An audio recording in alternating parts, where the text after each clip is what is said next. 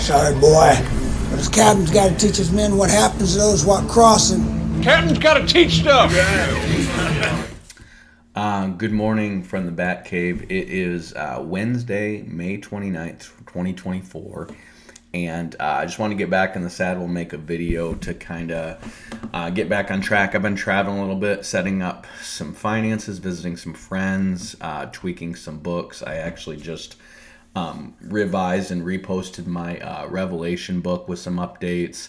Got my Rightly Dividing book out there, and by the end of this week, hopefully I'm going to have a video that's going to talk about my game plan for the next few years. I believe we'll be in World War III by the time I get to the end of kind of that 5-year plan, if you will. But I want to kind of walk you guys through what my plan is, what I believe my financial needs are going to be, and then, you know, what my writing goals are and what kind of content I'm going to be producing. And if you guys want to be on board with that and support what I'm doing, I'm going to set up a Patreon so people can voluntarily support that. So it doesn't look like I'm going to need a lot of money because I've set myself up to have a trickle of income, and books are selling, and I'm probably going to put a couple pieces of swag out there. But just kind of set you guys up with what my goals are. So that said, I've actually already started researching and rough draft writing my next book, which is going to be A Serpent by the Way. So Serpent by the Way is essentially, if you guys have seen in my video list, A Serpent by the Way kind of traces the Danites to the Antichrist. This book is going to be a more complete version of that, and what it's going to do is it's going to go all the way back to basically Nimrod and the post-flood Nephilim and basically the years immediately after the flood into the first false religions, how they came about, what their beliefs were, and how these things were a deliberate corruption of what God had said based on these guys knowing that all the people who remember the flood were about to die. So it basically starts happening almost immediately after those people start to die, and Nimrod and Canaan, who's actually a descendant of Arphaxad, they seem to collaborate to come up with a personality cult, basically, and they revive astrology around that. And I'm going to trace that all the way forward into the Egyptian mysteries, show how the Jews really affected the Egyptian mysteries in the 100 years that they were free there, how they got into idolatry, and they actually, I believe, were behind the creation of the Apis bull. Which is why, you know, the Jews keep making this bull god in Mount Sinai. They make the bull god in even in the Temple period where they they split the northern and southern kingdom. They make these bull gods again because it's their version of the Trinity, and it's corrupt. And I'm going to walk into all those details of where that came from. But essentially, that's what this book is going to be. It's going to be tracing this false religion from essentially the ancient post-flood world to the Greek philosophers. First, it's going to go to Solomon, and after Solomon dies, after Solomon's temple is destroyed, all these false religions pop up all over the world. One of them being Pythagorean Greek philosophy, which is a mixture of the Babylonian mysteries he learned from the Magi and the Egyptian mysteries that he learned from the occult priesthood in Egypt. I don't know exactly what priesthood yet. I'm reading his stuff right now. And then he merges these things together to name himself the first philosopher, and all philosophy is derived from him, and how Philo was actually exalted as somebody who they believe was divinely inspired, from Philo of Alexandria to Martin Luther. They held him to have divine wisdom. Okay, even though he was dedicated to Apollo, he's a clear antichrist. He's clearly using the Egyptian mysteries. So essentially, this book is going to trace this. The reason it's called A Serpent by the Way, it's based on something Jacob says in Genesis 49, but it's about how this false religion is kind of just growing alongside the true religion all over the world.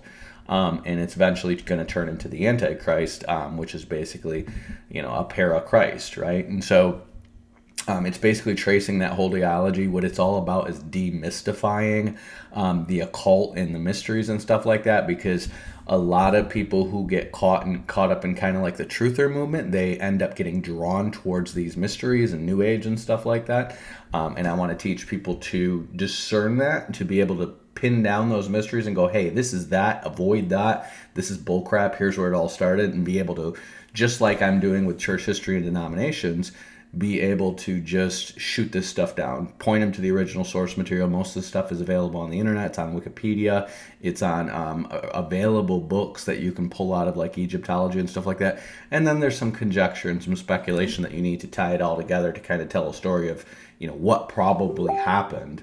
And then from there, you kind of have a recipe to just tell people, hey, that's not Christianity, and we're pulling people back to pure Christianity. And then I've got another book that I'm planning after that, which is called The House of God, and that's taking my whole tabernacle theology and then the theology of the Godhead as a family unit, and just demonstrating that out through Scripture and showing how that was God's intended design for you to know His divine nature through the things He's made versus through basically an ideological trinity that came from Pythagoras. So that's my next project. Some of you guys, I see that a number of you guys have been buying the book, and I appreciate that. Hopefully I can get some reviews up from you guys soon, and maybe I'm going to pop a video about that just to have the comment section and people talk about the book and Q&A, or maybe I'll do like a live session or something like that where people can do Q&A about that book. But I want to start hearing from you guys about the book, whether you email me or you write in the comment section or the community page. I want to kind of hear your thoughts on the book as you guys are reading it. I put a lot of effort into that, and hopefully the next couple of books will be that good in terms of just substance and just being interesting and pulling the pieces together. So anyways, I want to just kind of walk you through this slideshow I've kind of put together, and just a summary of what I'm digging into and researching for the first chapter of my book, which is just, I think it's just called the After the Flood, I think it is called. But anyways, what it kind of does is kind of walks you through a really simple to understand history of how these guys got from the Ark to the Tower of Babel, and how they dispersed originally, and then how it turned into Nimrod's kingdom. And it's not that complicated when you understand it, but you have to understand that the Bible is written as a very, very, very condensed summary of what happened in the pre-flood world, and then what happened in the life of Noah, and then what happened leading up to the Tower of Babel. Because what it's really trying to do is, after the flood, is just get you down to the Tower of Babel and how the nations are dispersed the way they are, and then how Abraham was drawn out of Nimrod's kingdom to become this new nation, and how he got into Egypt. So it's mostly focusing on the lives of Abraham, Isaac, and Jacob, and Moses is taking a lot of this stuff, which I believe probably came from the book of Jasher, which I believe was like a Semitic book that was probably kept from Shem down to, honestly, it looks like down to about King David.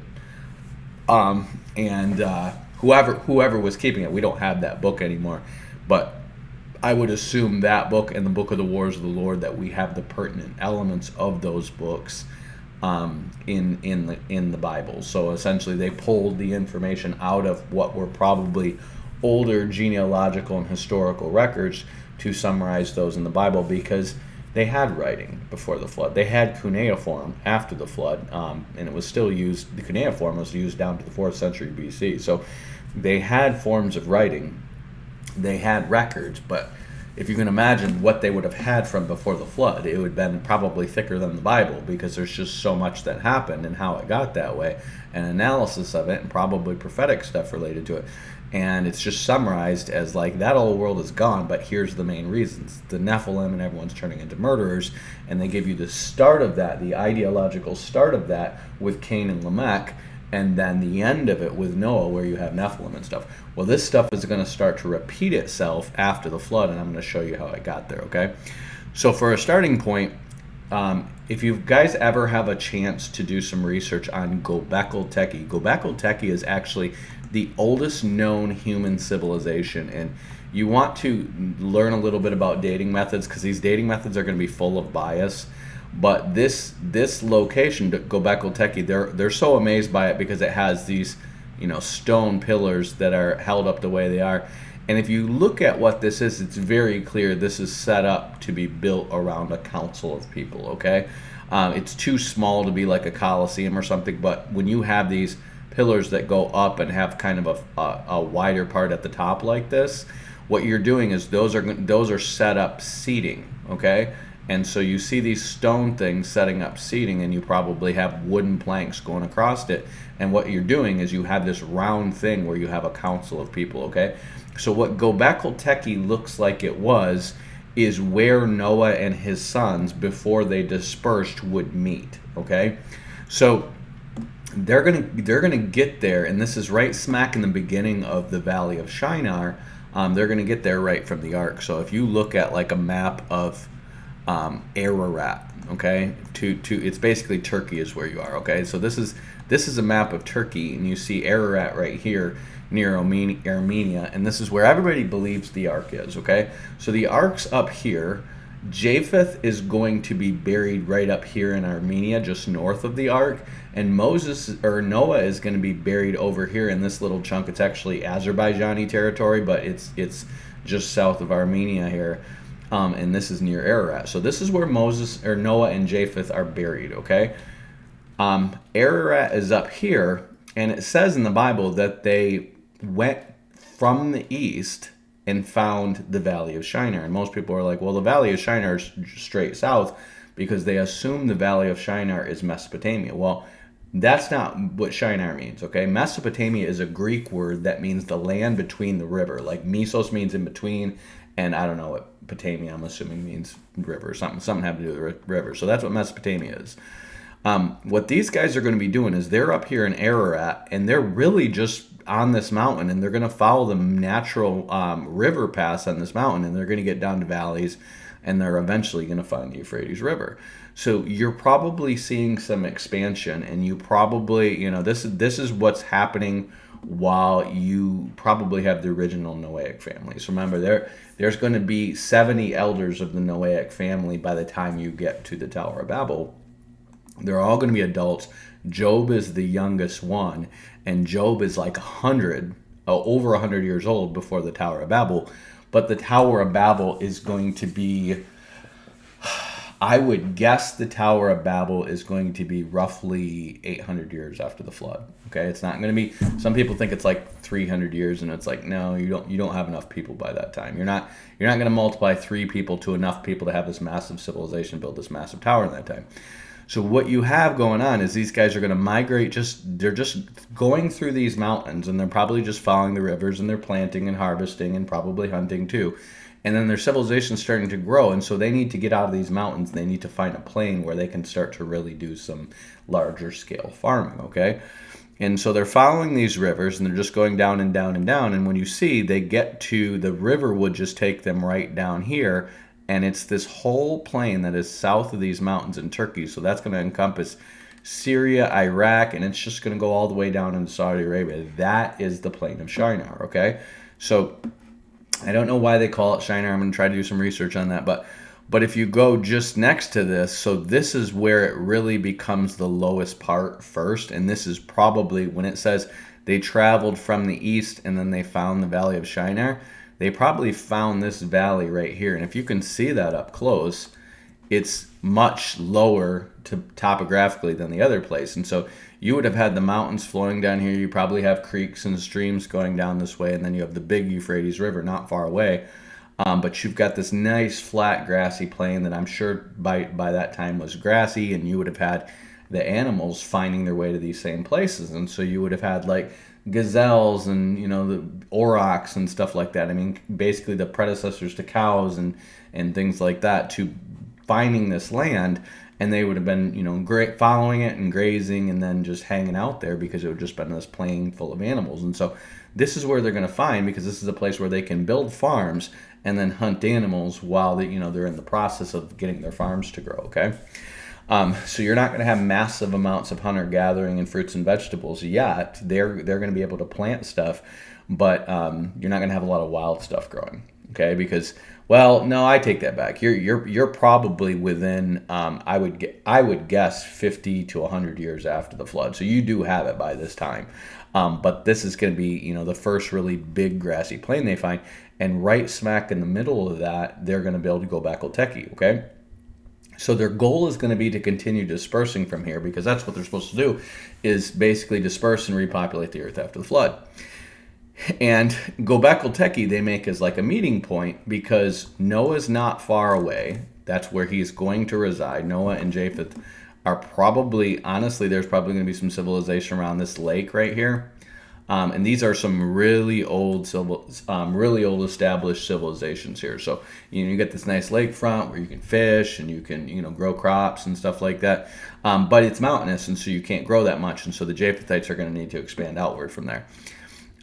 But what they're right here, and I believe what happens right here is this is where Noah first starts to disperse the nations. Okay, so when you read about how Peleg was named after the division of the earth, there's a few different theories about that. One is that the earth was Pangea and it actually split in Peleg's day. The other one is that the Tower of Babel happened in Peleg's day, which is a bad theory.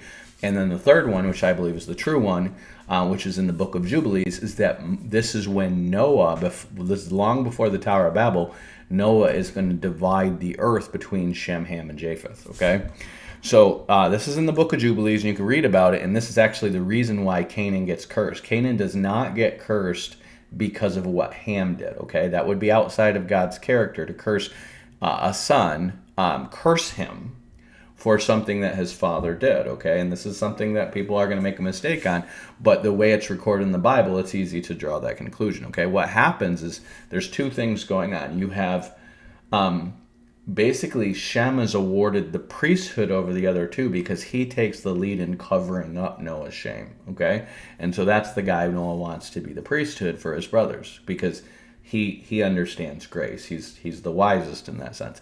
Ham obviously did something wrong, but he doesn't curse Ham.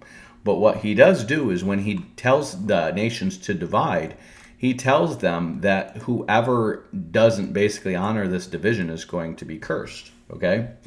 And so what you have go on from, remember, Gobekli Tepe is right up here, and you see this just natural map of where the Shemites, the Hamites, and the Japhethites all divided. And here's Gobekli Tepe. It's right up here, okay? And it's very clear, just based on the dispersion of where they are, that they dispersed from Gobekli Tepe, okay? So here's where they're all located. And basically what Noah is going to do is he's going to give Asia, he is going to give, with the exception of the Middle East. We don't count the Middle East as Asia, but he's going to give Asia to Japheth, Africa to Ham, and the land in between them, which is the Middle East, to Shem, okay? And the reason is because Shem is going to be the high priest, and he's going to intercede between them. And I am convinced after my research that Shem is Melchizedek. So the reason Melchizedek is known as having neither beginning of life or end of days, this is what Paul is going to say in Hebrews, is because this rumor starts to circulate in the days of the Epic of Gilgamesh, when that was written, that Gilgamesh goes to meet the last surviving man and his wife from before the flood, which would have been Shem and his wife, in this area right around the cedar forest of Lebanon, which is where Shem is buried. And basically, according to Gilgamesh, he thinks he's immortal. He thinks this guy is immortal. Because remember, Shem, I'm just going to show you your genealogies here. This is after the flood. And you see Noah living 350 years after the flood, so he's living to around 1998 BC. And you see we're all the way down to Terah, Abraham's dad, and he dies in 2093 BC. So you want to count backwards. The lower numbers is going to be further on in history, okay? So Noah is going to outlive Abraham's dad by about 100 years. So it's that's when Abraham's actually going to leave Haran and he's going to go to the promised land, okay? So you're going to have 100 years where Noah is still alive after Abraham leaves the promised land. And of course, Abraham's going to start having kids about, he's going to have Isaac and Jacob about 15 and 25 years after he comes out of the promised land. And then Isaac is going to have kids when he's about 60. So you've got a total of 85 years, which means Jacob and Esau are about 15 years old when Abraham dies, okay? So you add up that total amount of time, and you've got about 75 years. Well, that means Noah's still alive when Jacob and Esau are alive, okay?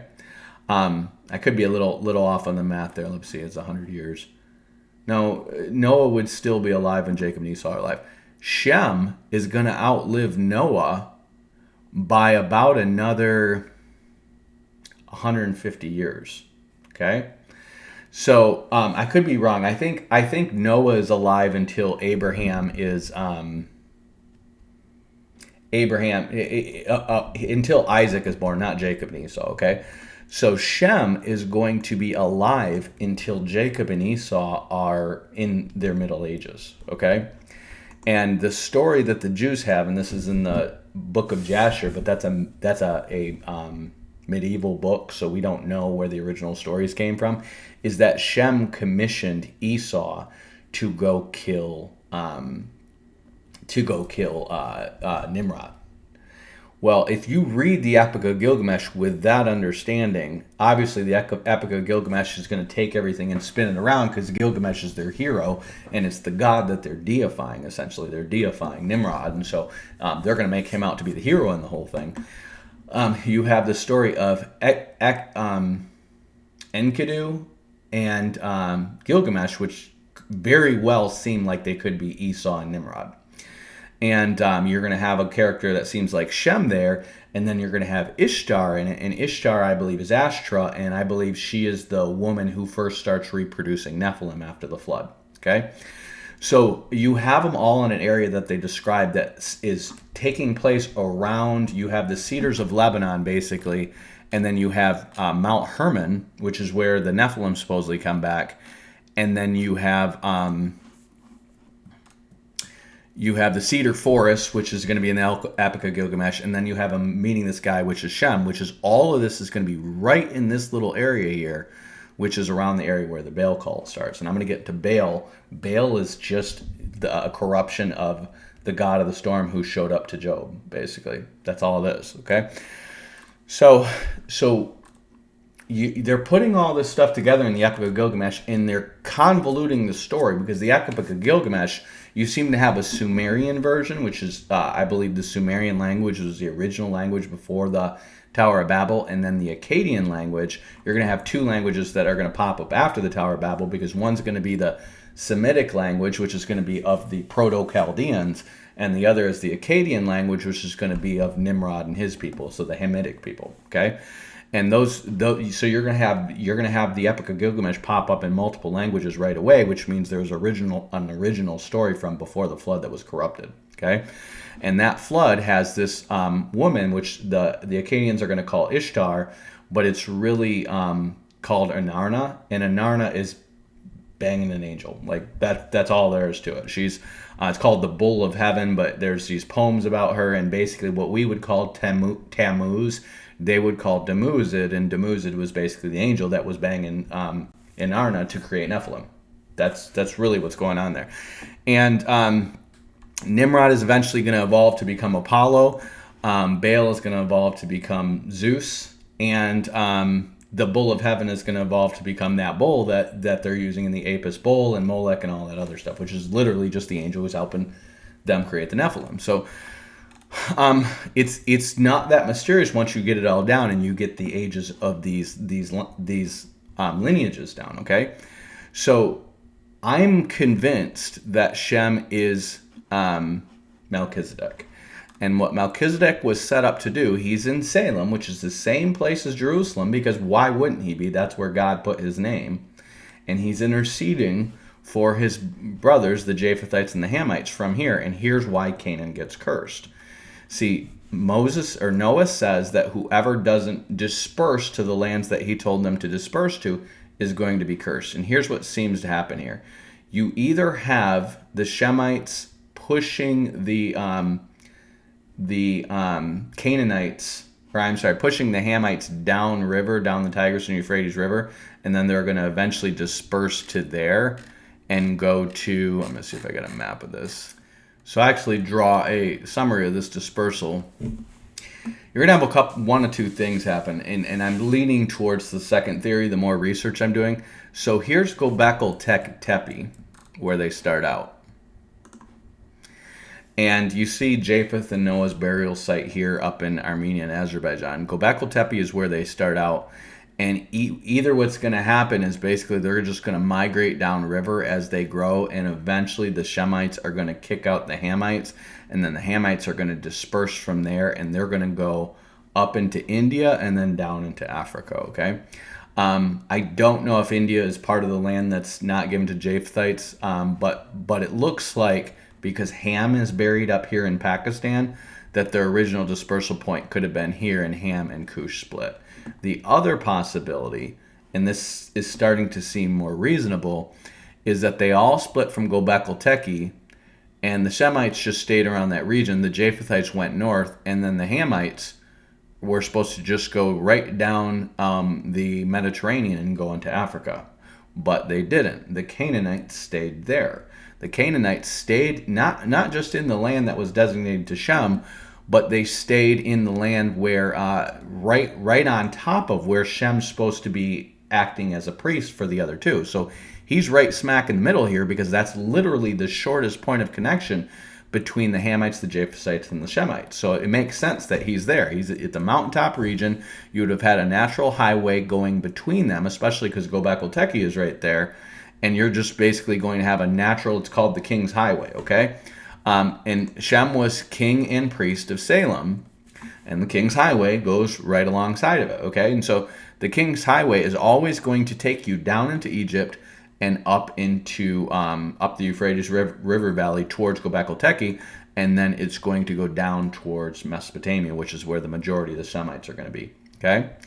And what's going to happen, it looks like, this is the theory I'm leaning towards right now, and I'm going to keep doing some more research on it. It looks like they all start heading towards Africa, and maybe they cross over from here, because what you have is you have Mizraim, Cush, and Put. Cush is going to be the oldest, and then Mizraim is going to be the next, and Put and Canaan are going to be the younger. And it looks like they're all here along the Red Sea at first.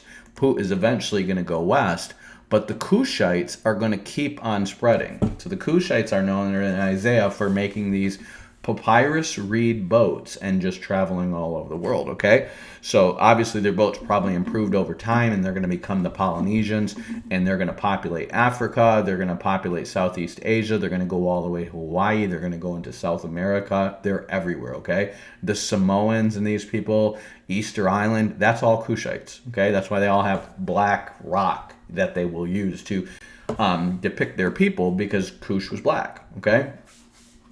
And so his main place is going to be right here. That's going to be the heartland of where Cush is.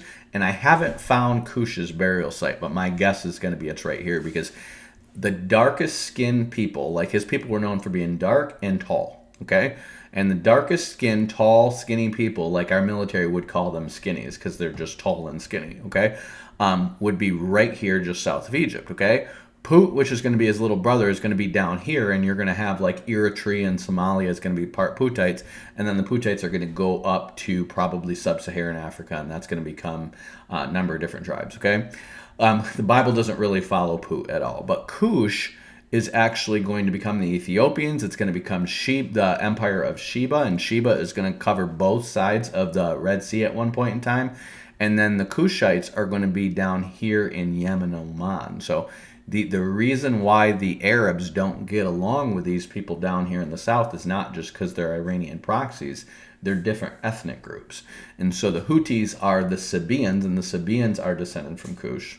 There are a Hebrew version of Sabaeans, and those are going to be descendants of Abraham, but that's not down here, okay? There's also these Joktanite Hebrews, which the Joktanite Hebrews are basically the Arabs.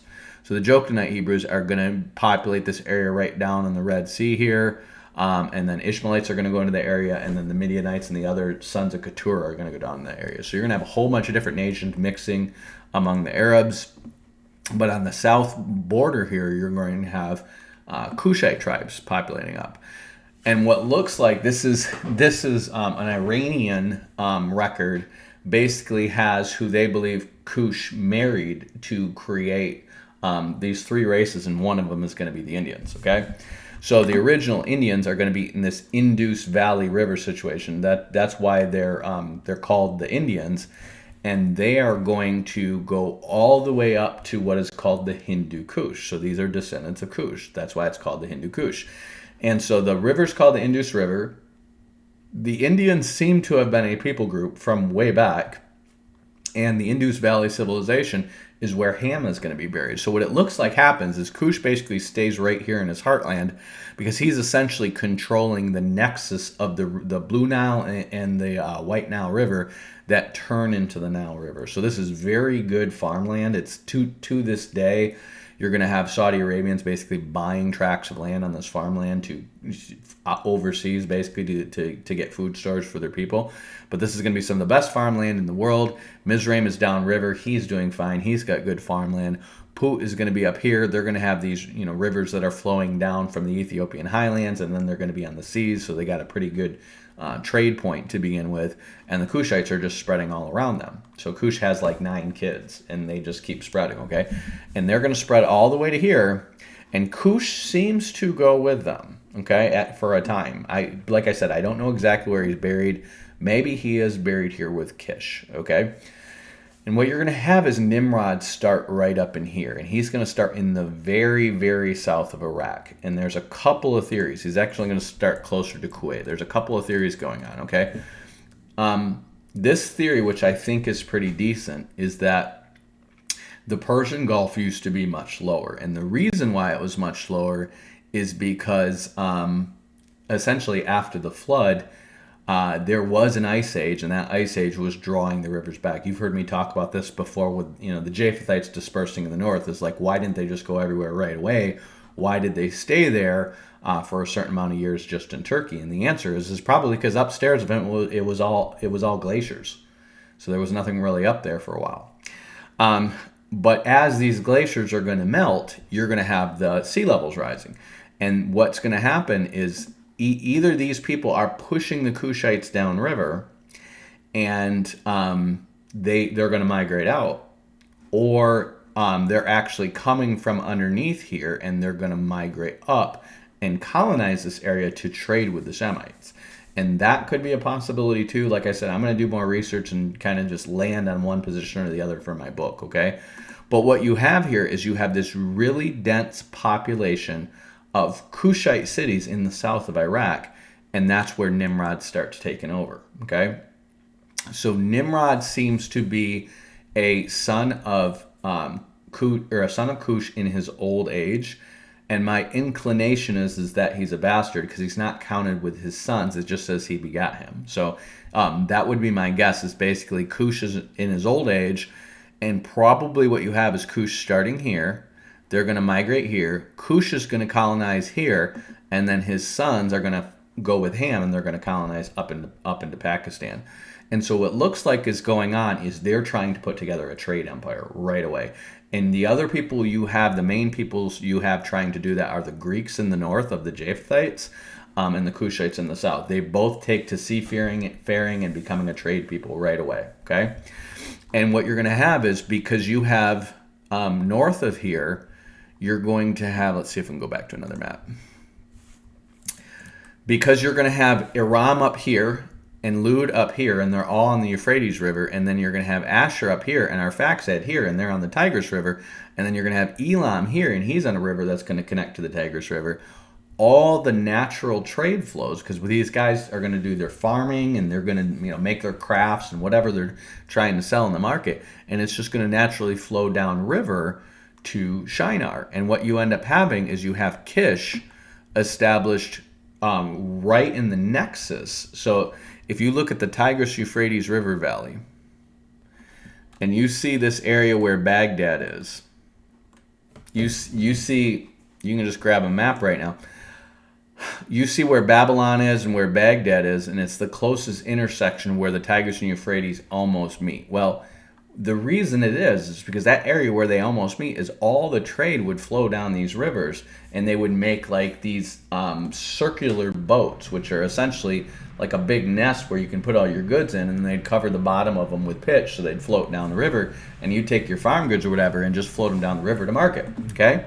Well, that's going to allow this area right here, because you have both of these rivers coming down. That's where you're going to maximize trade, okay? And so what you have here, and this is why it could have happened one of either ways. Either the Shemites are going down here, and they're gonna start to build their biggest cities around here, or the Cushites are going to come up here Either the Cushites are getting pushed out the whole time, or the Cushites are going to come up here. And then the third theory is that if you see maps, how you see the Persian Gulf, and you see it all being flooded. Okay, you have a couple of different theories going around. One is that it was flooded back in the day, and it used to be bigger, and the other is that it was flooded in the back of the day and it used to be smaller. Okay. The reason these theories exist is because these people reject Noah's flood. They don't want to believe in a worldwide flood. But they have very clear evidence in the Akkadian civilization of Noah's flood. And since they don't want to believe Noah's flood, they want to believe it's just a local flood that these people exaggerated. Okay?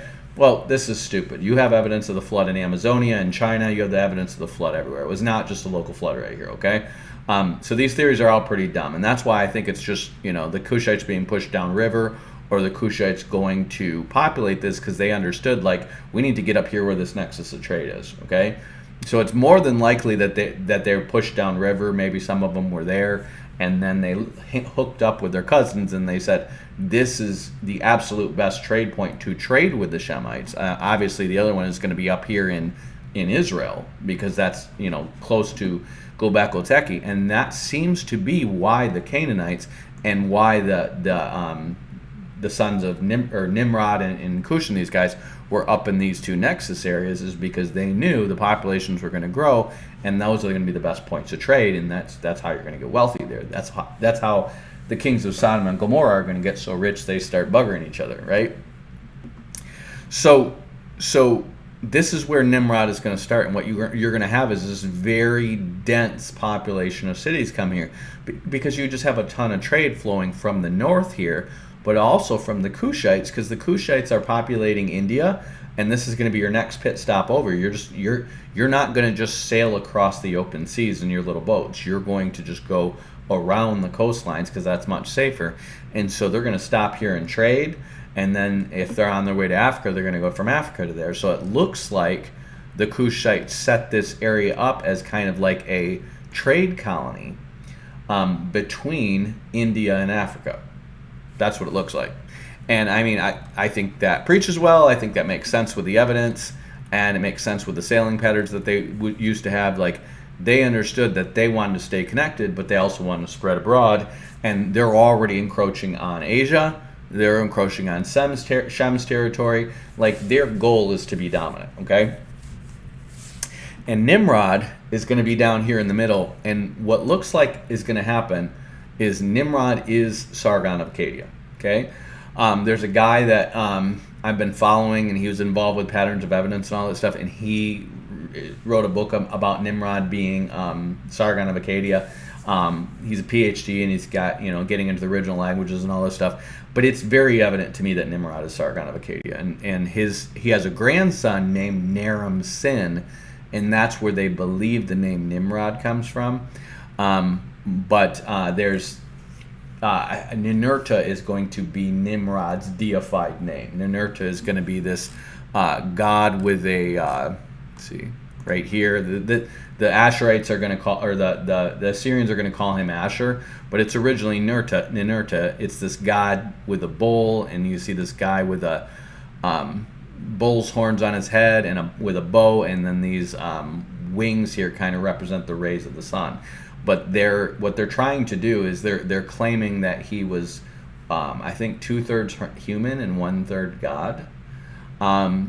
And I'm not sure how this goes down, but there was something going on with Asherah and Nimrod where there was like a love-hate relationship between them, because in the Epic of Gilgamesh, she tries to seduce him at one point. He turns her down because of what happened to her former husband Dumuzid. He's in Hades. And if you read in the Bible what happens to angels who mate with women, they get chained up in eternal darkness, or in chains of darkness in the bottomless pit, which is in Hades, okay? So Nimrod is basically saying the last husband you had, the guy you made these Nephilim with, is in Hades. I'm not touching that punani. And so what you have here is some kind of weird love-hate relationship that turns into Nimrod somehow being deified. And supposedly him and Enkidu killed this bull of heaven. Now that's not true. The bull of heaven's in Hades. But you see him wearing the bull horns as like a symbol of I took that bull's power. I killed him, right? Hercules is going to do the same thing after Samson kills a lion, and he's going to wear a lion's mane on his head, right? He took the lion's power, okay? So his Nimrod's kingdom is going to start way down here in the south of Iraq, and then it's going to grow. So you're going to read about these cities. They're exactly with Sargon of Akkadia's time, and the beginning of his kingdom is going to be Akkad in Iraq and Eridu, and I forget the name, but and Babel is going to be part of it. Babel is basically going to be what he builds between the Tigris and the Euphrates, and that is going to be just north of Kish, and that's where the Tower of Babel is going to be. So what he's really trying to do is lock down this nexus here between the Shemites and the Cushites, okay? So that's what he starts to do, but you're going to read about this in Sargon of Akkadia. Basically, it's going to start out as taking over a number of different cities. In the Epic of Gilgamesh, Gilgamesh is this guy who's oppressing the people of Uruk, okay? Uruk is where the name Iraq comes from. And basically, this is where Sargon of Akkadia starts. So Gilgamesh, Nimrod, Sargon of Akkadia, they're all the same guy, okay? And then Ninurta is the deified form of him, which they started a cult around him, okay? And then up here, the main people who are going to be down here are going to be the Arphaxadites, okay? Which is the Arphaxad is going to be the forefather of the Hebrews and the Chaldeans, okay? Well, if you read the book, first of all, go to the book of Luke. You're going to find in the genealogy of Luke versus the genealogy of Matthew, you're going to have a different ancestry between Noah and Abraham. You're going to have an extra name in Luke, and this is a guy named Canaan, okay? Well, Canaan, if you read in the book of Jubilees, was deleted from the Shemites' genealogical records because they considered him cursed, because he apparently found a stone tablet from the pre-flood world that had the pre-flood mystery religions on it, and he revived the mystery religion, okay? So he basically revives astrology, which according to the Jews in the book of Jasher was taught to them by the fallen angels, okay? Well, these systems of what the angels are going to teach, there's a couple of different things. One is that these are the religious systems that the angels are teaching, and this is where the Nephilim come into play with us, okay? The angels are teaching that everything is fatalistically determined and written in the stars, okay? So your fatalistic systems all go back to the Tower of Babel, and then they all go back to astrology, okay? That's the basis of it. When you say the future is written in the stars, you're not saying God declared the end from the beginning, because declaring the end from the beginning is saying what God says in his word is going to happen, okay? What God says is going to happen. What these guys are going to say is because they're going to corrupt it the same way people corrupt it today, okay? Well, God made they're going to say, well, God made the stars for signs and seasons and stuff like that. And they're going to take that truth, because you can use the stars to calculate what time of year it is and stuff like that. Okay, that's what the stars are there for. They're going to take that truth and they're going to corrupt it into a religious superstition, which is that the future is written in the stars, okay? And that's where astrology comes from. And again, this comes from the fallen angels, okay? And then what they're going to do is they're going to try to convince the people that they're descended from the gods, okay? They're not created by God. They're descended from a race of beings called the gods. And so you're going to have the angels, who are called the Bene Hai Elohim, that literally translates to sons of the gods. And what they're going to convince the people of is that they were descended from them. And because the heavenly realm is perfect and incorruptible, you have basically the high God above all that. His sons are going to be the angels, and then humans are going to be the sons of the angels. And you're going to find this reflected in Greek mythology, where they say Zeus is the son of Kronos, so he's like a second tier god, and then he creates humans, okay? And then you're going to have demigods between Zeus and those. Well, Zeus is the bull of heaven who impregnates Ashtra to make the Nephilim, okay? And this is what they're doing. What these guys are doing is basically saying, because you guys were created from the earth, you're corrupt. Okay, they're not saying you're corrupt because of sin and because the Holy Spirit said, I won't strive with men forever. I'm going to reduce their age to 120 years. It's not because of that. It's because of their being made of the earth. And this is going to seep forward from the pre-flood world through the Tower of Babel, through Pythagoras, all the way into the Greek philosophies, okay? And through into Plato and stuff like that. And through that, ideas from that are going to seep into the three corrupt branches of Christendom, okay? And so the idea is heavenly material is perfect and incorruptible. Earthly material is corruptible, okay? Now, there's a truth to that, but the other side of it is it removes sin from the equation, and it just makes it about what you're made out of. Okay, it doesn't have the Holy Spirit and God actually carrying out judgments. What it has is this is just nature. Okay, and so that's where natural philosophy, natural law, and all the stuff that becomes the rationalist and materialist and Marxist and dialectical materials and all that stuff. It all comes from this idea that it's just about what you're made out of. It's not about sin. Okay, it's not about right and wrong. There really is no right and wrong. It's all relative. Okay. This comes from the angels. So that's one major component of it. The other major component is what comes first is better. Okay? Now this is very important in Scripture. This is why God is always exalting the younger over the older. Okay? See, the fallen angels, the angels were created before mankind. Okay? And so they want mankind to be convinced that because they were created before, nature gives them the right to rule over mankind versus them being under a stewardship of the angels because of sin. Okay? What they want mankind to believe is that it is just and right for them always to be ruled by the angels when the Bible says we're destined to rule over the angels. Okay? This is why, not just about Christ and the first Adam and the second Adam, but about humanity and the angels, the elder will serve the younger. Okay? This is something that God is teaching from Adam and Eve, and from Abraham being younger than his brothers, and from Isaac being younger than Ishmael, and Jacob being younger than Esau, and David being the youngest of his brothers, and then Christ obviously being the second Adam, okay? It's all about the fact that God created the angels first, but to be the servants for his children, okay? So we become their children, and they become their servants, okay? And they're Benai Elohim too. They're they're literally called sons of the gods, okay? So they're Benai Elohim, and in a sense, they're children of God, but they're the elder children of God, and we're the younger children of God, and the younger are going to rule over the elder. That's just God's way. This is his plan. Well, why is this his plan? Because his plan was to make his son one of them, to redeem them, okay? And Satan doesn't like his plan. He's like, we're better, we're superior, we were here first, we should be ruling over them. And this is the whole basis of Satan trying to rule over mankind and trying to corrupt mankind so that he can rule over them.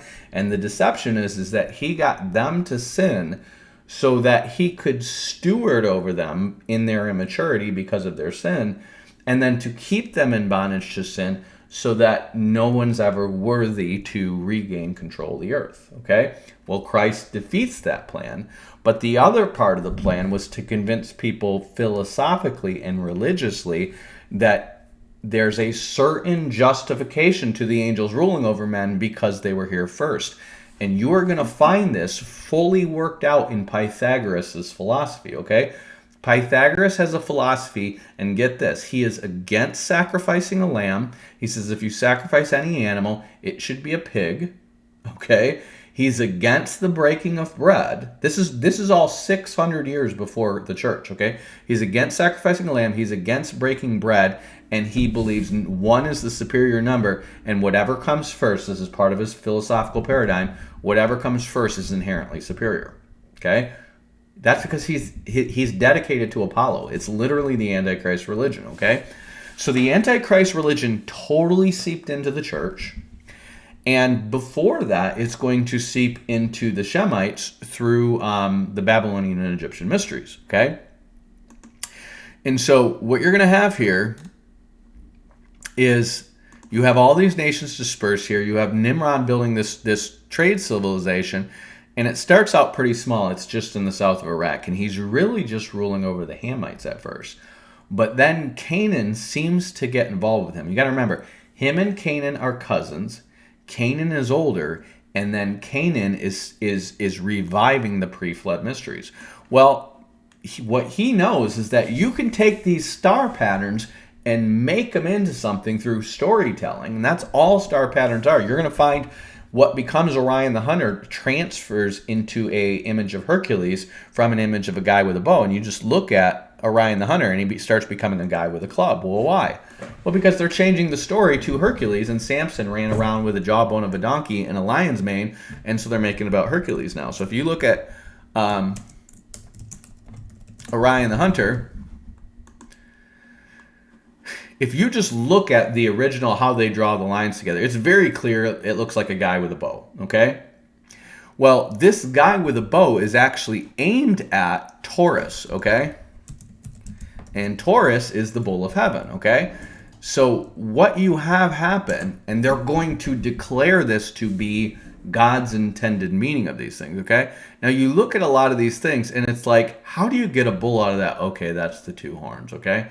But how do you get this whole bow here? And the answer is you really don't. You really don't get a bull, okay?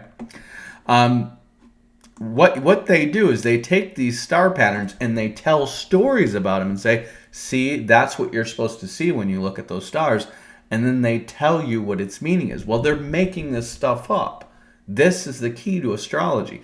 Like Hippolytus of Rome is going to get into astrology, and it's all about nuance, obscure answers, and trying to make stuff up so that these people believe you're reading the stars or the guts or the tea leaves or whatever it is. But the point is you're just giving them an answer that you can basically equivocate on when they come back and say, hey, it didn't happen like you said. Okay? So they come up with these different myths and stuff, and one of the first ones you see is Orion and Taurus. Well, Taurus is the bull of heaven, and Orion is the hunter. Now, it starts out with a guy with a bow. Then it turns into a guy with a sword and a shield. You see that. And then it's going to turn into a guy with a club holding a lion. Why? Because Hercules wore a lion's mane, and Hercules had a club. Who's this guy with the sword and the shield? It's probably like Perseus or some other hero from later on. But the original OG is going to be a guy with a bow. And you just look at it with nothing around it, and it looks like a guy with a bow. Okay? So what Canaan is going to start to do, because Nimrod is known as a mighty hunter. So he's a man of the fields. He, like Esau, he knows how to hunt real good. And what he's going to do, this is basically the Trump prophecy of their day, okay? Is basically he's going to look at the stars and he's going to say, this guy is going to be our hero, and he's meant to take over the world. And here's why. I don't know what comes first, the chicken or the egg. But the Canaanites start making Nephilim again, okay? Now, this is going to happen in Mount Hermon. And if you were to look at a map of Mesopotamia, Mount Hermon is going to be roughly near the Golan Heights, okay? So you're going to have the Golan Heights. Just southwest of that, or downhill from that, is going to be the Forest of Lebanon, the Cedar Forest. They're really famous. And just further, just straight southwest of that, is going to be where Shem is buried. And also Heber is buried, okay? Well, originally, it seems like Hebron, it was named after Heber, and that's where he would have chilled. And Shem would have chilled in what was Jerusalem, okay? But the Canaanites are taking over this area, and the Amorites are the main ones, okay?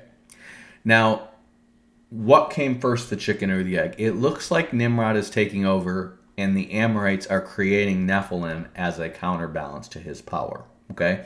That's what it looks like. The other side of it could be the Canaanites are just creating Nephilim because they know they're not supposed to be in the land, and the Nephilim are basically the deterrent against the Shemites to keep them from kicking them out of the land.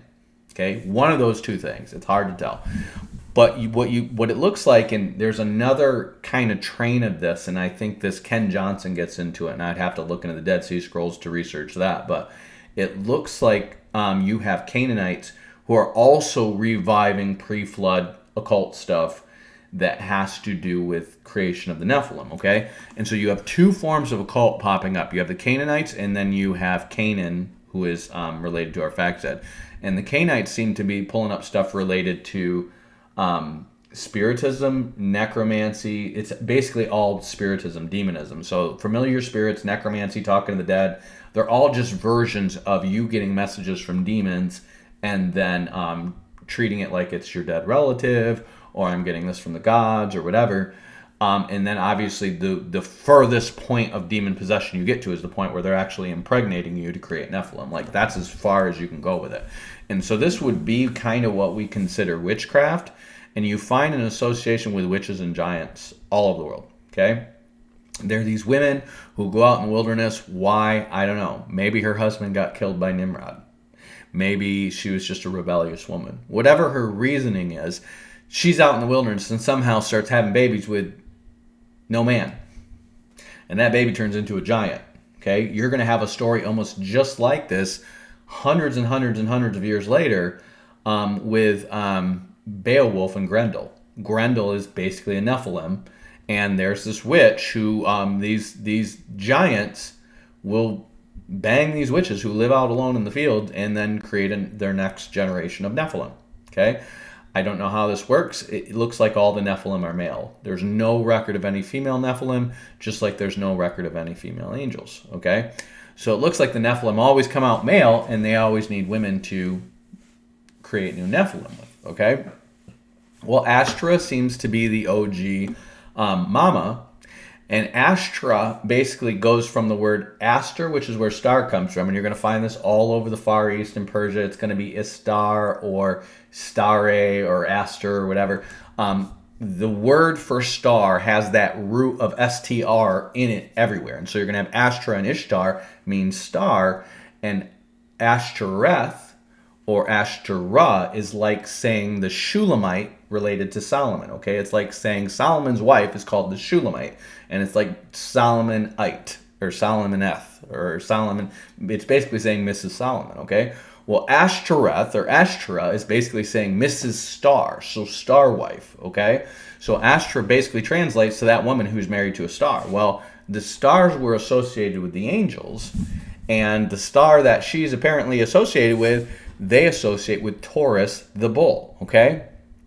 Well, in the Epic of Gilgamesh, you have Gilgamesh and Enkidu killing a giant, and then having Ishtar trying to pray to the high god, which seems like the legit god, to send the bull of heaven to avenge the giant that got killed, okay? The giant's called like Humbamba or whatever. So the bull of heaven seems to be the angel who's impregnating Ashtra. The giant seems to be her kid. And Esau and Nimrod seem to be Enkidu and Gilgamesh, or Enkidu and Nimrod, and both of them are testified to in Genesis and in, I think, Numbers or Deuteronomy as killing giants. Like both the Edomites and Nimrod are testified to as killing giants, killing Nephilim, okay? So when they become this great hunter, they're not just hunting caribou, they're hunting Nephilim. And that's why they get so famous. Like Esau is famous in his day. This is why he goes from being like this just guy who hunts, and his dad likes him because he hunts, to being this famous warlord who's running the Horites. Because Nimrod actually comes through and he decimates the Horites. Those are the people of Mount Seir. And then he is going to, like, if you read his story in the Bible, he starts out down here, and then he's eventually going to take over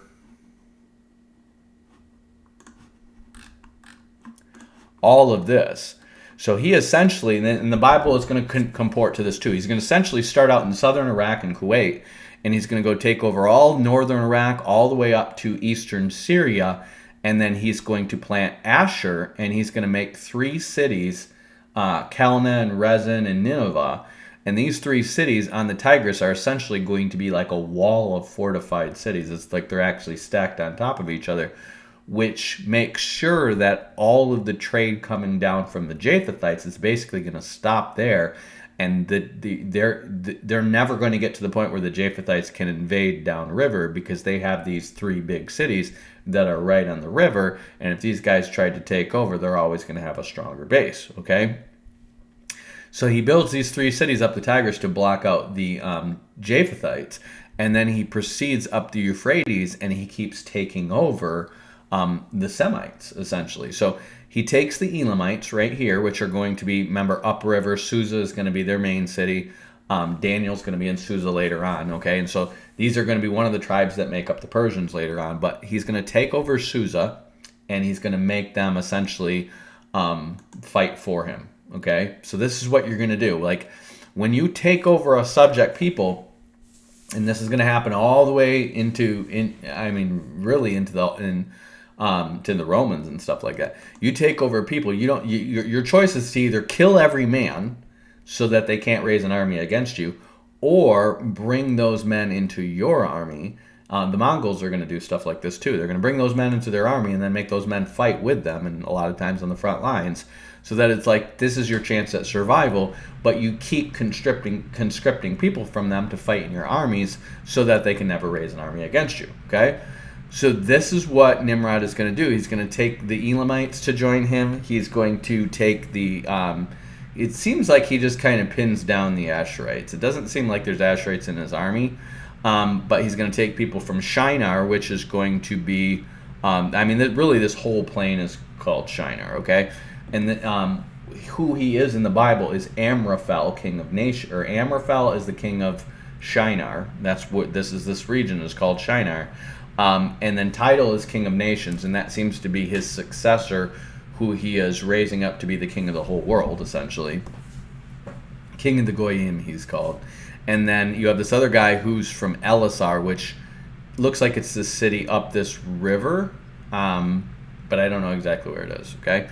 And then you're going to have Elam. That's who's with him, okay? And he's going to keep expanding up here, and he's basically going to take over the region of the Arameans now, okay? Well, if you read, it's around this time when this stuff is happening that Abraham is down here in Ur. You see way down here at the bottom of their empire, close to the Persian Gulf, is Ur, okay? And he's in Ur of the Chaldeans, because they're all mixing now. And in Ur of the Chaldeans, it looks like his brother Haran gets killed. Now, you have all kinds of legends about why Haran got killed, and you have one that's based on an astrological prediction that Abraham was going to take him out one day. I think these are all myths and legends that started by the Arabs and stuff later. I don't think there's legitimacy to them. But whatever happens, Haran is killed in Ur, okay? And after that, Abraham is going to go up to, or Terah, Abraham's dad, is going to take the family and move up to Haran, okay? Well, Haran just happens to be 20 miles south of Gobekli Tepe, okay? So if you go Gobekli Tepe to Haran, it's 60 kilometers by car today, okay? So what I believe Terah was doing when he moved up there was to go to the place where they all used to have council back in the day and try to arrange like a UN. Like, I believe Gobekli Tepe was the original UN, okay? And they were trying to get a UN meeting to say, hey, we need to do something about this Nimrod guy. He's taking over all the land of the Semites, okay? And for whatever reason, Noah and the Japhethites stay out of it. You don't have... I don't know if it's just like they're too far away and they just don't care at this point. I don't know what's going on. But what we do know is Noah curses Canaan, okay? So it looks like Noah curses Canaan before Nimrod starts doing his thing. And Nimrod, while Noah is still alive, is not really expanding beyond the Cushites in the south of Iraq, okay? He knows what he's doing. See, Nimrod is the grandson of Noah, okay? He's the last-born son of Cush, and he's from a generation of people who lived to be like 400, and so is his cousin Canaan, while other people are starting to die much younger than that. And so they're going to outlive a bunch of people, and they know that give it time, give it another century, and we're going to be seen as the gods, okay? They know this, and these guys are smart, and they're patient, okay? So in their lifetime... Remember, Noah is going to outlive most of his descendants. So Nimrod seems to start expanding between 2000 and 2100 BC. So if you just look at the Shemites here, you have Noah is still alive, Shem is still alive, Heber is still alive, Arphaxad is still alive, and Salah is still alive. Canaan would be in between Arphaxad and Salah, okay? So these guys are all still alive, but then you've got guys like Peleg, Ru, Serug, Nahor, and Terah, and it's Peleg's lifetime, or it's around his birth that they divide the nations, which means they would divide the nations, or divided the earth between Shem, Ham, and Japheth about 100 years. So Noah is going to live 250 years beyond that. So it's about 100 years in, they divide the earth. Peleg is born, but Peleg's going to be born and die. Serug's going to be born and die. And then Nimrod's going to start his thing. So he's going to start taking over southern Iraq while Noah's like in the last 50 years of his life. The rest of the world's not going to see this as like, oh my gosh, we got to gather the whole world together to stop this guy, right? It's just a descendant of Cush taking over other Cushites in a region that's basically a Cushite trade colony, okay? No one's going to raise a hair at this and go, oh, this is a problem we need to deal with. But Canaan at that time has taken over the whole land where Shem seems to be trying to set up his priesthood, okay? And so this is a problem. He's on a deliberate affront, and because they're right here in Gobekli Tepe, and he's probably doing this early on, Noah curses Canaan over this, okay? So this is why Canaan is cursed, and it's said of him that he will be a servant to his brothers. He will be a servant to Shem, and then basically he's going to be a servant to Japheth as well, okay? Well, it just so happens these Canaanites are going to produce the Amorites that are going to take over Mesopotamia.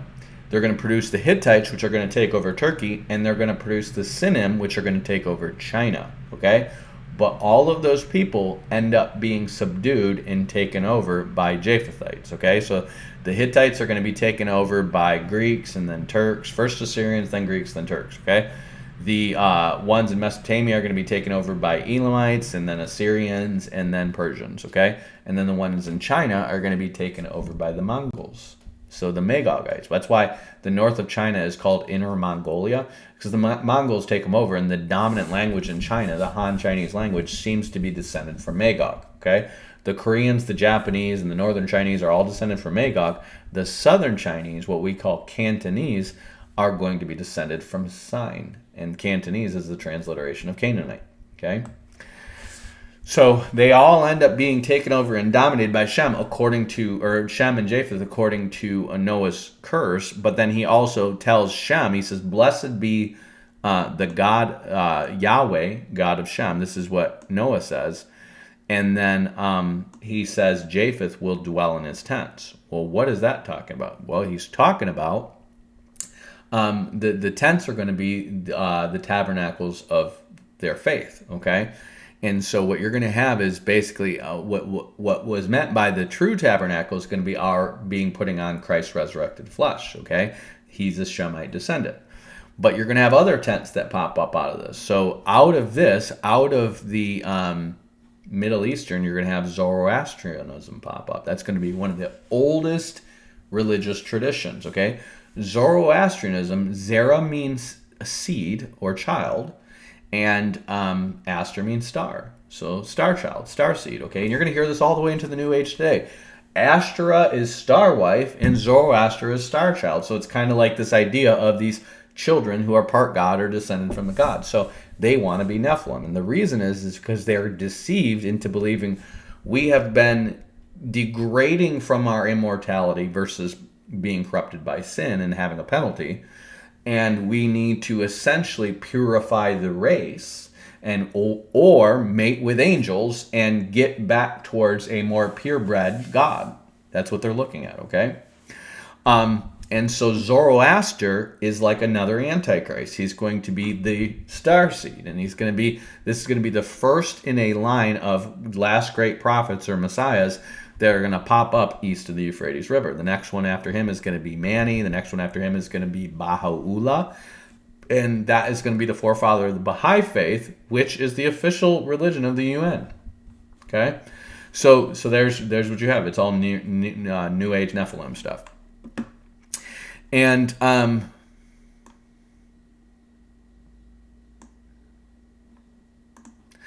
then meanwhile, the Canaanites are over here, and they're going to be popping out Nephilim tribes. And they're going to be occupying this land. And it looks like what Nimrod is going to use as a justification to come over here is the Nephilim. Okay? He is opposed to Taurus, which is the bull of heaven, and he is going to basically be the one who's like, hey, I'm the great hunter. I need to come help you Shemites out by killing these Nephilim because they're taking over your land, right? Remember, Noah has cursed Canaan, okay? Noah has cursed Canaan, and what Nimrod is trying to do once Noah dies is convince the world that he was destined to be king of the world after Noah. This is what he's trying to do, okay? So you have the Nephilim over here. You're going to have Canaan basically take over Asher and Aram. So he's going to have this whole area here. And so this is what his kingdom is going to look like, okay? All the way up the Euphrates. He doesn't get up to Haran, but he gets most of the Aramaean territories. And then he is going to basically come over here to the valley of Sodom and Gomorrah, and he's going to subdue the tribes that are right there on the edge, and he's going to make them pay tribute. Okay, and this is in Genesis 13. They pay tribute for 13 years, and then the 14th year they rebel. Well, why do they rebel all of a sudden? Okay, and the answer is simple: the Nephilim are now grown up. See, they've been making Nephilim now for a generation, right? But these Nephilim were all kids, so these Nephilim weren't big enough to turn them into massive champion soldiers that are scary yet. Okay. And so what the kings of Sodom and Gomorrah and these people down here are doing is biding time. And so they bide time by paying tribute for 13 years. But now they have the Nephilim. And the Nephilim aren't just there in Canaan. They're between the kings of Sodom and Gomorrah. Let's see if we can get a map of the valley. So if you see a map of Israel here, you have Melchizedek. He's still up here in Jerusalem. You have these guys in the Jordan River Valley, and this valley of Siddim is basically where they are. Well, the Nephilim are up here around the Golan in Lake Tiberias and all this, okay? So you see Damascus up here. You see Mount Hermon right here just south of Damascus. And like all the great armies from the north, they got to go through Damascus to get there. This is why Damascus is one of the oldest populated cities, is because it does have a river flowing through it, but it's like your last stop of the Aramaeans before you get into the land of the Canaanites for all these years, okay? And the land of the Canaanites are strong because they've had Nephilim from the days of Abraham to the days of David. They have Nephilim among them, okay? So it's not just that these people inhabit the hills, and they're considered by the Egyptians and by the Mesopotamians as basically hillbillies. Like, these people are crazy. They live up in the hills, and they live like barbarians, but also there's giants in them hills, okay? So these guys are scary, and then they have giants living among them, and these giants will, like, rip you apart with their bare hands, okay? So you're just meant to be terrified of these Canaanites who are up here, okay? And it looks like there's multiple tribes doing this with the Nephilim. You have the Amorites seem to be the main one, and that's why Og, king of Bashan, is one of the last Nephilim there, okay? You have the Anakims, who the Mesopotamians call the Anunnaki, and they're going to be down here in Hebron. So it's not just up here where they are. They're going to be all over here, and then when they start kicking them out of Hebron, the last of them are going to go down to Gaza, and they're going to be the champions of the five lords of the Philistines, and then David and his mighty men are going to kill them all, okay? So you have these giants, plus you have these fortified cities in the hills, and you have these hillbillies who are just like, you don't want to pass through there. They might rape you to death. You're going to hear the banjo playing, dun dun dun dun dun dun dun, and then the Canaanites are going to come out with their giants, and they're going to have that butt. Like, you don't want to go through there. You want to avoid that, stay on the King's Highway, go along the coast, and that's why the Philistines got so strong there, because it was a lot safer to be around a Philistine than it was around a Canaanite, okay?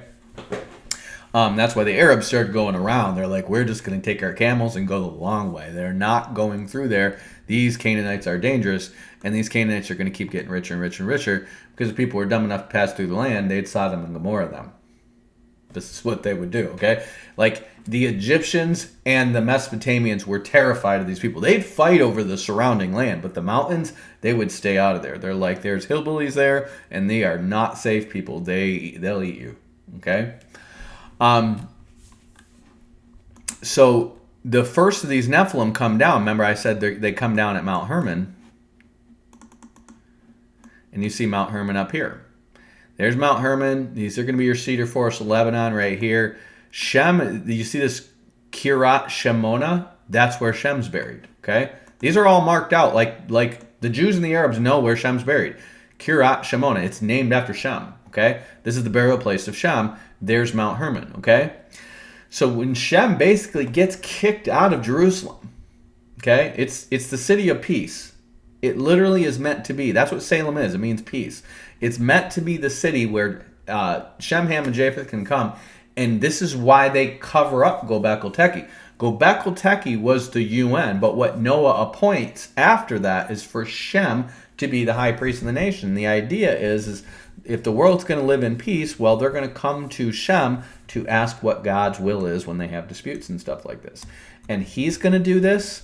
Solomon's going to do this, and ultimately Jesus is going to do this. Okay, what you have is we have a dispute. Okay, we don't want a world war here. What's the dispute? Well, we have this and we have this. Okay, well, we're going to leave it up to God. How does that sound?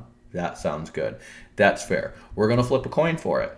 We're going to cast lots, and however it falls, you have to accept that that's God's decision. How does that sound? That's fair. We'll accept it rather than go to war. Okay. And that is going to eventually be changed with your champion fighting my champion and eventually just war. But remember, if we go to war and all start killing each other, God's eventually going to destroy the earth with a flood of fire. He's not going to destroy it with a flood of water again. He's going to destroy it with a flood of fire. So we want to avoid that. Okay? And so this is your first kind of version of how we're supposed to manage things. And that's why you have these old idioms that say, well, the lot falls into the lap, but every decision is from the Lord. See, you understand is like God has angels. God can make that coin land wherever it wants. And how the coin flip lands is God's decision. And people who understand that say, okay, well, we're just going to cast the lot and we're going to let it be God's decision. And that's our way of saying we're not trying to manipulate this. We want God's will, okay? And God would allow for that. And that's why you see one of the apostles chosen that way, okay? Now, that all of these legit things like sacrifices is going, so the stars being for signs is going to get corrupted into astrology. Sacrifices and then removing the fatty portions and the guts and all that stuff like that for the sacrifices is going to turn into reading the entrails. See, they're trying to take the what God tells you to do, and they're going to corrupt it into be, we got to read the entrails to figure out what that is. And casting lots is going to become what becomes the I Ching, okay, which is a whole system of divination based on casting lots, but it comes up with all these extra crazy rules and stuff like that to try to make it like, these I Ching systems, and this is like reading the bones and all that, right? Like you shake the bones and you read them out and it's supposed to tell you the future, okay? It's just a corruption of casting lots, and what it really is these guys who create a mystery cult and they just BS this stuff into making it sound like they know more than they know, and then the real secret behind all these cults is giving you an answer that you can bend and twist depending on how it goes to basically say, well, that's what I'm at. That's all these systems. That's all what they do. Whether it's astrology or reading the guts or reading the tea leaves or reading the bones or the I Ching, whatever it is, the real secret to the mystery cult is it's all BS. That's the real secret. This is multi-level marketing. This is Amway. This is there's no deep secret. The deep secret is it's all BS. But we have 14 layers of BS before you get to that point because now you're running the cult. And you don't get to the point where you understand it's all BS until you're at the top of the cult. And the more tiers you have, the more people you have absorbed into hopefully becoming the guy who runs a cult who understands the deep mystery. And the deep mystery is it's all BS and it came from the devil. Okay? So the Canaanites decide, forget all this religious BS. We're going to go the direct route and just worship the devil. And what they're going to do is get into spiritism and necromancy and all this other stuff and then create Nephilim. And they do that, and that seems to be Nimrod's prompting to expand his kingdom over there. Okay, so he subdues the Horites. Then the Nephilim are grown up, and then the Horites rebel against them because they want to pick a fight with Nimrod. And what they're hoping to happen is for Nimrod's armies to be scared off by these Nephilim, and they're going to live happily ever after and keep doing their thing. Okay, but Nimrod's armies don't get scared off by the Nephilim because Nimrod's a mighty hunter and he kills giants. And so they're going to go through and they're going to kill like 4 tribes of giants, okay, that are now here. And it's these Zuzins and Emims and might be I don't think they killed the Anakims. Or the Rephaim. The Rephaim is what they're originally called, okay? And so they're going to kill a bunch of these giants. And, you know, they're still going to make more, but they're going to kill a bunch of them. And then they're going to kill a bunch of Horites, which dwell in Mount Seir. And I don't know what the deal is there, but I think it's because the Horites are uphill from Sodom and Gomorrah and all that. And that's kind of like the Horites are actually descended from the Hittites. So Seir is going to, or a Hivite. So Seir is a Hivite. His son Lotan, and then his son Hori, and that's where they're going to be called Horites from, because that's when they become big enough to become a tribal group, and Hori's their chieftain, okay? And the Horites here are basically the uphill garrison for the Sodom and Gomorrah, and so he's going to take them out, and then that's why the Edomites are eventually going to take them over, because Nimrod decimated their ranks, okay? And then they're going to, so first they're going to come up there, so these people can't come flank them. Then they're going to take out the Anakims, or the Rephaim, the Nephilim over here, so they can't help them. And then they're going to go fight the kings of Sodom and Gomorrah. And they fight the kings of Sodom and Gomorrah, and they get stuck in tar pits, and they lose, and they take Lot and all those guys. And that's when they wake up this guy named Abraham, okay? Now, Abraham's been chilling here, and remember, these Amorites are evil, but they're friends with Abraham, because God apparently allows for a little bit of this my enemy's enemy is my friend thing, and Abraham's brother got killed by Nimrod, and that's why Lot's with him, okay? And so Abraham is dwelling up here. Basically, his starting point is he's going to be up, he later on in life, he's going to dwell in Hebron, and he's going to dwell down in this plain near Gaza, and this is where they, you know, Sarah gets taken, and then he makes a covenant with the Philistines to say, you be friends with me and I'll be friends with you, and then he's going to have his herds there for the remainder of his life there in Hebron. Remember, Heber is where Hebron is named after, okay? And Heber is their forefather. It's Heber, then Joktan, then like Serug and Selah and Terah, and Nahor, then Terah, then Abraham, okay? So Heber is like his great-great-great-great-grandfather, okay? And he's still alive, and that's Hebron, that's his land. And Heber is eventually going to be buried down where Shem is, because the Jebusites and the Nephilim and all this stuff are going to take over this land, and they're going to be like, we're out of here. We don't want to go the way of the dueling banjos, okay? And so Abraham's going to be chilling down here, and then he's also going to be up here near Nablus. You see this area right here?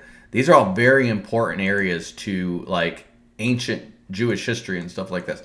Because Abraham would chill up here in these plains and stuff like that, and he would trade with these guys. They'd sell their wool, they'd sell lambs for eating and sacrifices, and they would just keep raising their flocks and herds, grazing in their lands, dunging their lands so that they're more fertilized.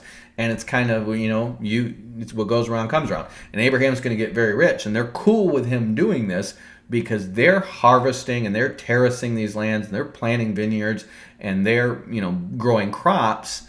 And he is basically providing dung for their lands, and they're mowing the lawns and providing wool for their growing, you know, kid clans and stuff like that, and then providing lambs for them to eat. So they're like, it's a good thing going on. And Abraham is going to be confederate with the Amorites. Well, the Amorites just had their Nephilim all killed, and then the kings of Sodom and Gomorrah are taken, and they're confederate with Abraham, and they're like, and they got your nephew Lot, okay? And so Abraham, by this time, he knows he's living among crazy people who make Nephilim. And so he has got 300 trained soldiers with him. It's 318 total, okay? He's got 318 trained soldiers with him, and he's basically got his little Blackwater mercenary army here going on, okay? And he ain't messing around. They got Lot. They already killed Lot's dad. I am not going to let them kill Lot. He is the last in the lineage of my elder brother. I am not going to let him kill Lot. So he goes on a rescue mission, and he's got his Amorites with him, and these guys go gangbusters, and they're coming from here. And remember, Nimrod was just down here in the valley of Sodom and Gomorrah, right?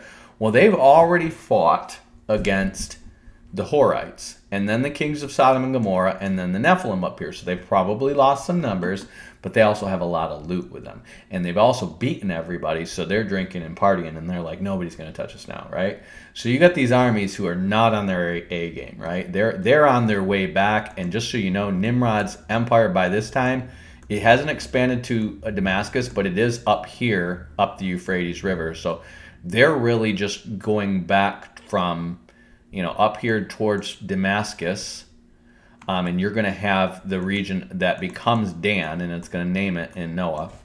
I think Samuel edited this stuff, but Dan is going to be up here, southwest of Damascus, but north of the Golan and the Sea of Galilee. Okay, and they're heading up here. Remember, they're going up the Jordan River Valley. They're going around the Sea of Galilee, getting a drink while they're there. And then they're heading up here, and they're around Dan, and they're on their way back towards Damascus, through Damascus, back to the territories that are essentially their primary territories. Nimrod's goal is to keep going and keep conquering the world, okay? But he gets stopped here. This is where he gets stopped. He doesn't expand further than this, okay? Because Abraham takes out his armies. Now, this is what I think. Remember, you have the story between Nimrod and the Bull of Heaven. That's the contest. The Bull of Heaven is making Nephilim to fight him, and Nimrod's killing the Nephilim, okay?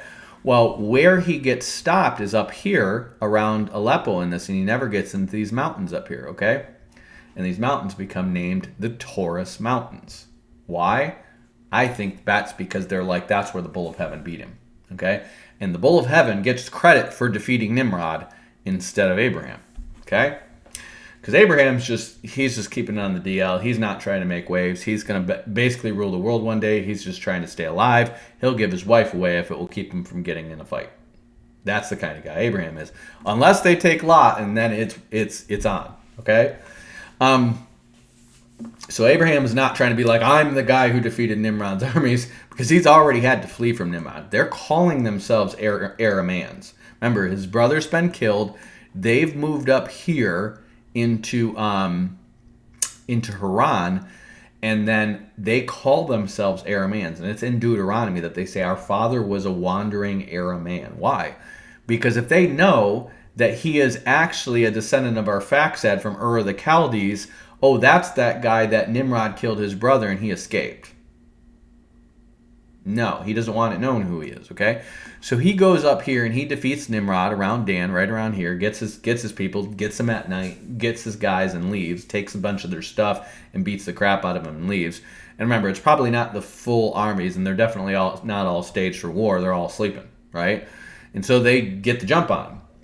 And they get the jump on him, and they come back with all their goods, and they bring the people back to Sodom and Gomorrah, and Melchizedek blesses them and all this stuff. Because remember, that's Shem, that's Jerusalem here.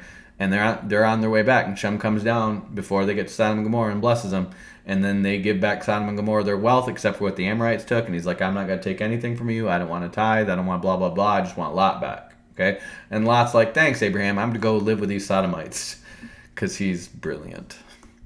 And the Taurus Mountains get named the Taurus Mountains because this is where the Hittites are going. These are another Canaanite tribe.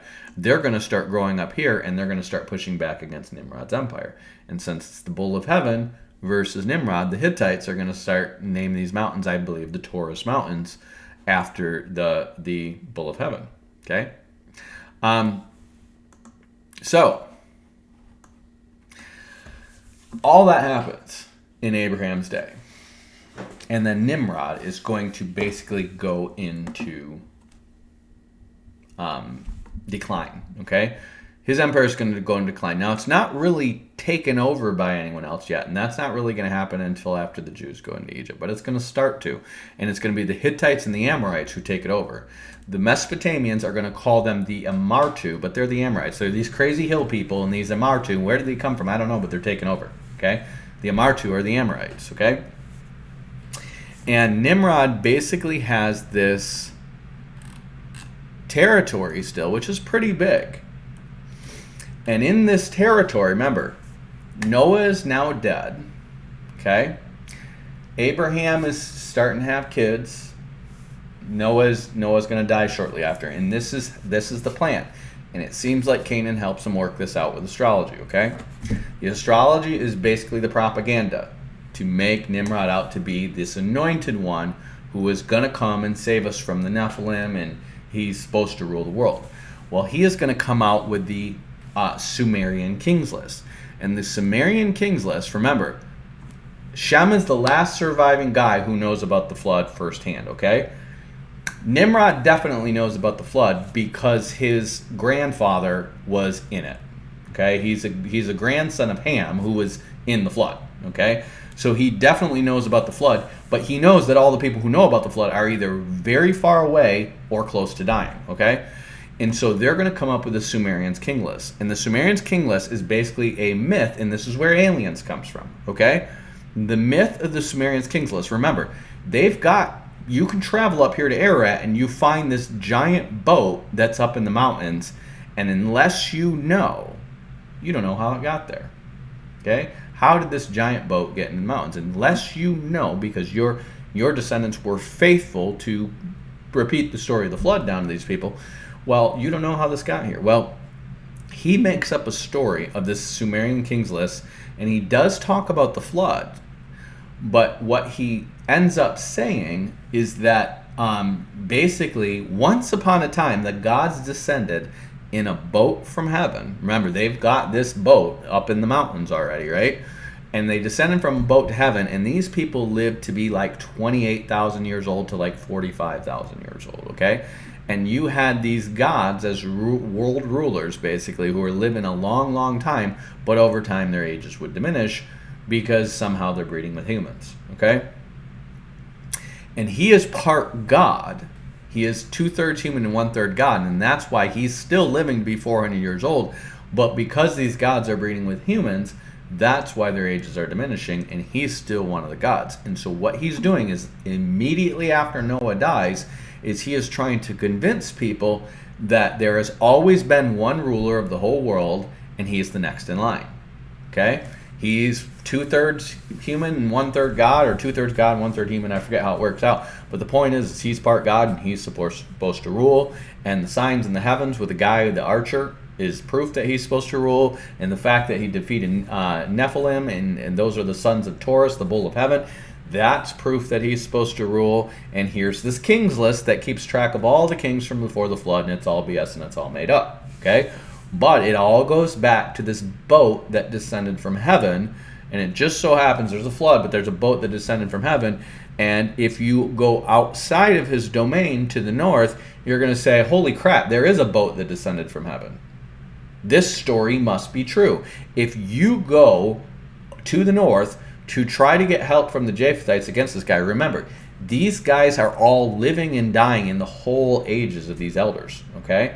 You're literally having people who are now like 150 years old, and they're going to live to their grandchildren in the life of one of these guys who lives to be 400 years old, okay?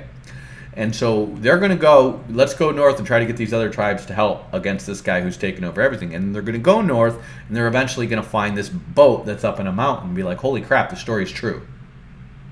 And so it doesn't really work. It doesn't really work. And this is all before the Tower of Babel. This is all a good probably couple hundred years before the Tower of Babel, okay? So that's one thing he does, is the Sumerians kings list, to say he's legitimate ruler of the world. Now, he's already been defeated by Abraham, and so his empire is in decline. And you're going to start to have rebellions among his own people because he's taxing the crap out of them for his armies. The Elamites are going to rise up, and they're going to have to put down rebellions there.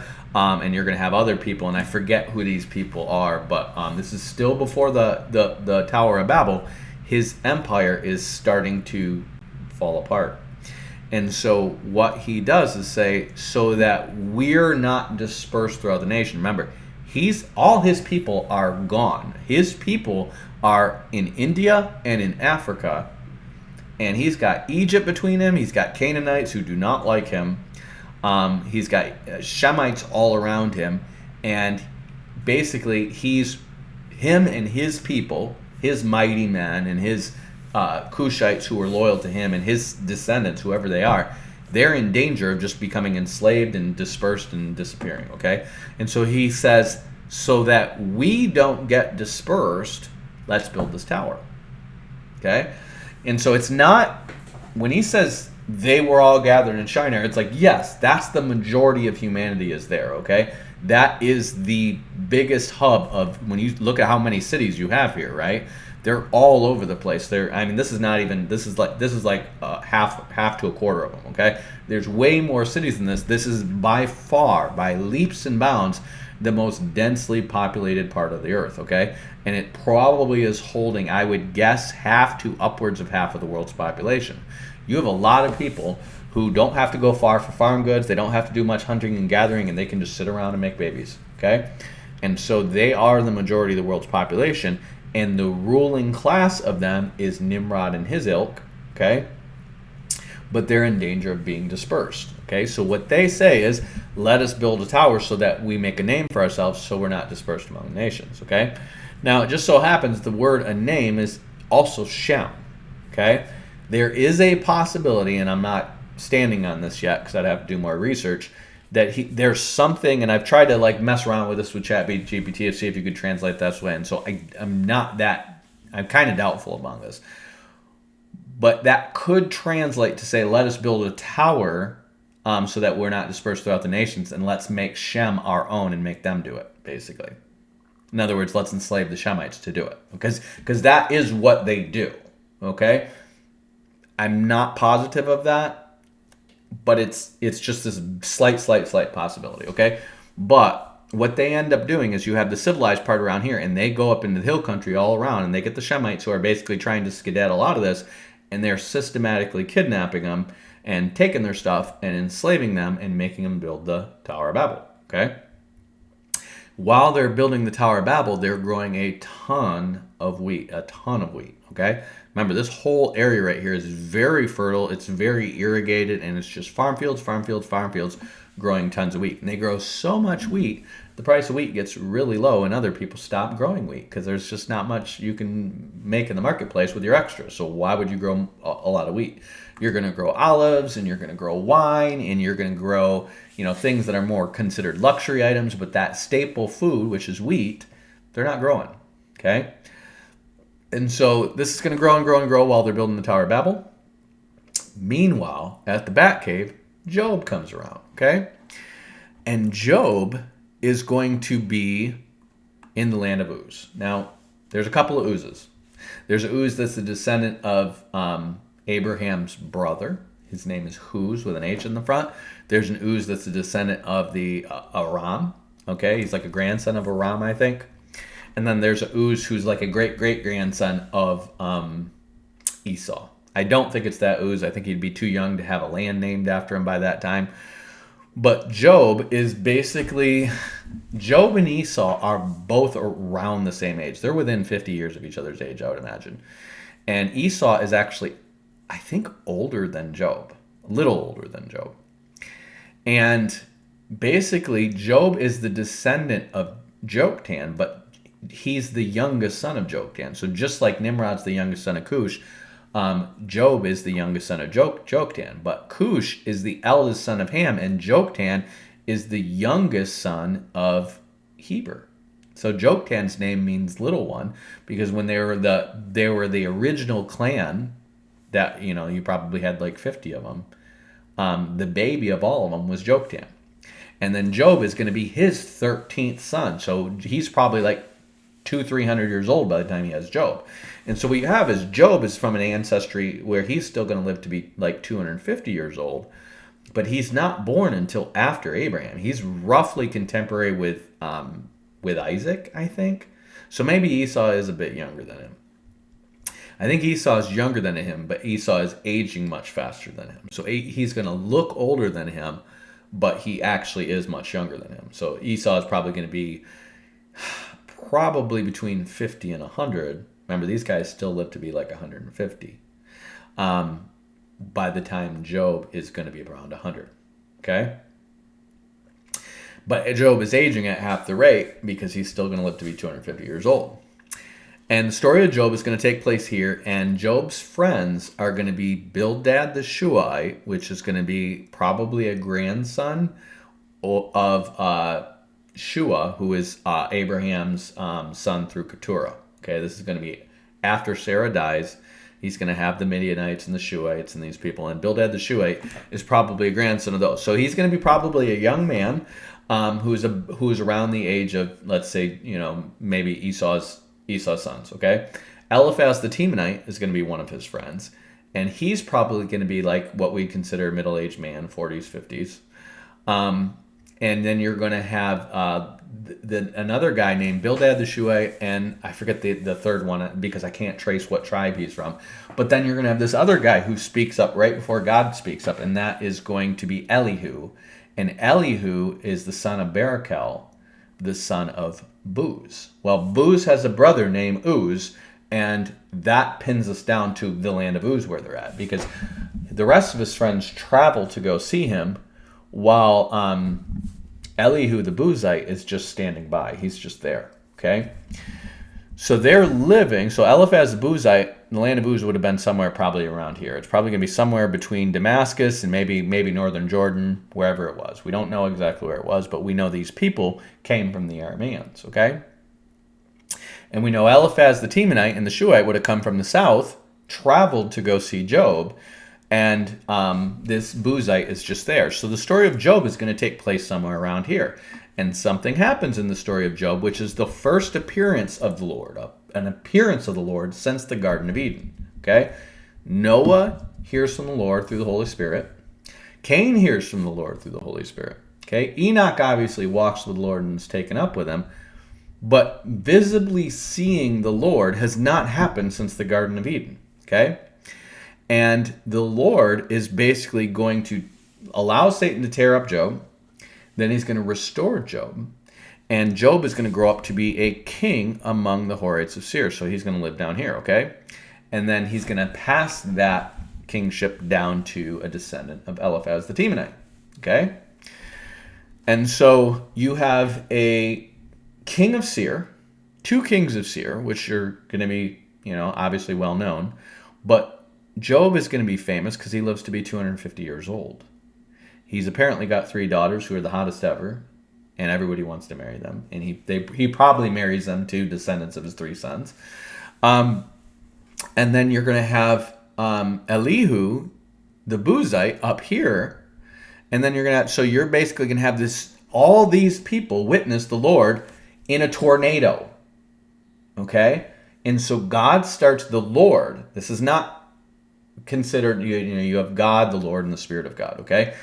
You have a version of this appearing in all the ancient legends. But typically what they're going to be is considered there's the Most High God and he has a wife, okay? And the Father and the Spirit are considered like a husband and wife, okay? And so you have the Most High God and his wife, and then their son is the Lord, okay? And so the Lord becomes the God of the storm. This is Yahweh, okay?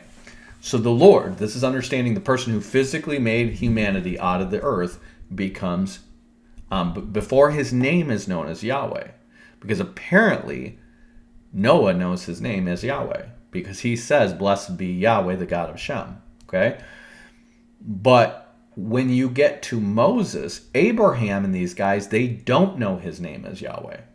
I don't know how Noah knows, and they don't know. But maybe they're just transliterating Yahweh into into Noah's story and into Job's story. But when the Lord shows up to Moses on Mount Sinai, he tells him that he didn't give his name, and Abraham, Isaac, and Jacob didn't know him by the name Yahweh. Okay? So he's telling him, he's giving Moses his name for the first time. And that suggests to me that maybe none of these guys had his name, and the Hebrews after Moses are just writing his name, and they're just saying Hashem, which is the name. Blessed be the name of the God of Shem, but they don't know what his name is. And it's not until Mount Sinai that his name is actually revealed as Yahweh, and then eventually as Jesus. Okay? So what they have is this guy who's just the Lord, but he shows up in a tornado. And so what you have here is the Canaanites, which are right here, This is actually going to be the Sidonians. This is who Jezebel is descended from. And this is also in the region where Ashtoreth is. Are going to develop this Baal, the god of the storm. Okay? So this is the god that showed up to Job. This is the god of the storm. And what you're going to have is this cult about him start to emerge. And see how he has this dong-shaped hat on? I really don't know why they made a hat shaped like a dong, but this is going to transfer down to the pharaohs. The pharaohs like this hat. This is a cool looking hat. Makes you look taller than everybody else. I'm sure there's somebody going, it's shaped like a dong though. But like they're like, no, it's a bowling pin. It's a bowling pin shaped hat. And this is going to travel down to the pharaohs. The pharaohs are going to like this. Okay, they're not even called pharaohs yet, but they're going to like it. But this god of the storm is basically going, this is your Baal cult. This is where it starts. And it seems to start because you have this god who fights. And this god wants people to take out Nephilim. And this god hangs out in Seir because Job's going to be there for 100 years. And when Yahweh shows up on Mount Sinai, this is going to be in the Song of Moses, he comes up from Seir to Mount Sinai. So he's chilling down here. And this is the guy apparently that Melchizedek and these guys are talking to try to get favor from. And Job's got this favor. He's got the juju. He's got the anointing because he's got this god of the storm that hangs around him. And you mess around with him, a tornado's going to show up. And that tornado's going to take you out. So you don't mess with this god of the storm, okay? And that god is basically going to see to Job becoming prosperous again. He's going to, remember, double all his wealth and his family and all this stuff, okay? And he's going to chill there until the Israelites come out of Egypt, okay? But these guys, they know it's this God who shows up in the storm. They don't know his name, and Baal just means the Lord or the Master, okay? So they're going to say the Lord is, the storm, okay? And it's just their word for the Lord. The word the Hebrews have is Adonai, but you see this word the Canaanites obviously have too. Adonai Zedek is replaces Melchizedek by the days of Joshua, okay? So you have this word, and Baal kind of means master, and Lord is Adonai, okay? So the master, or the owner, this is the guy who's really the owner of the earth. He's this god of the storm, okay? Well, they're already worshiping the bull of heaven. And then they've got this god of the storm. And then by not long after Job's story, you're going to have the Tower of Babel. And all the languages are going to get confused. And these guys are going to have all these messed up versions of these stories. Well, what's going to happen after the Tower of Babel is these guys are going to develop pantheons of gods, okay? Because they're talking about these people. Remember, Nimrod starts this idea of half gods, okay? He starts this idea of being descended from the gods. And it's him and Canaan who start this to legitimize him as being the world ruler. Meanwhile, you have these Nephilim who kind of are half gods. They're part angel, right? They're giants, they're scary, and their dads are angels. Okay? And then you have this Lord of the Storm that's popping up. And then you have this story of these guys who came from a boat from heaven, which sounds like aliens. And you also have this flood myth. And what you're going to have is these gods that pop up that are based around Noah and his wife and their kids and their wives, okay? Because these people are going to especially Shem, is going to outlive all of them. Shem is going to live.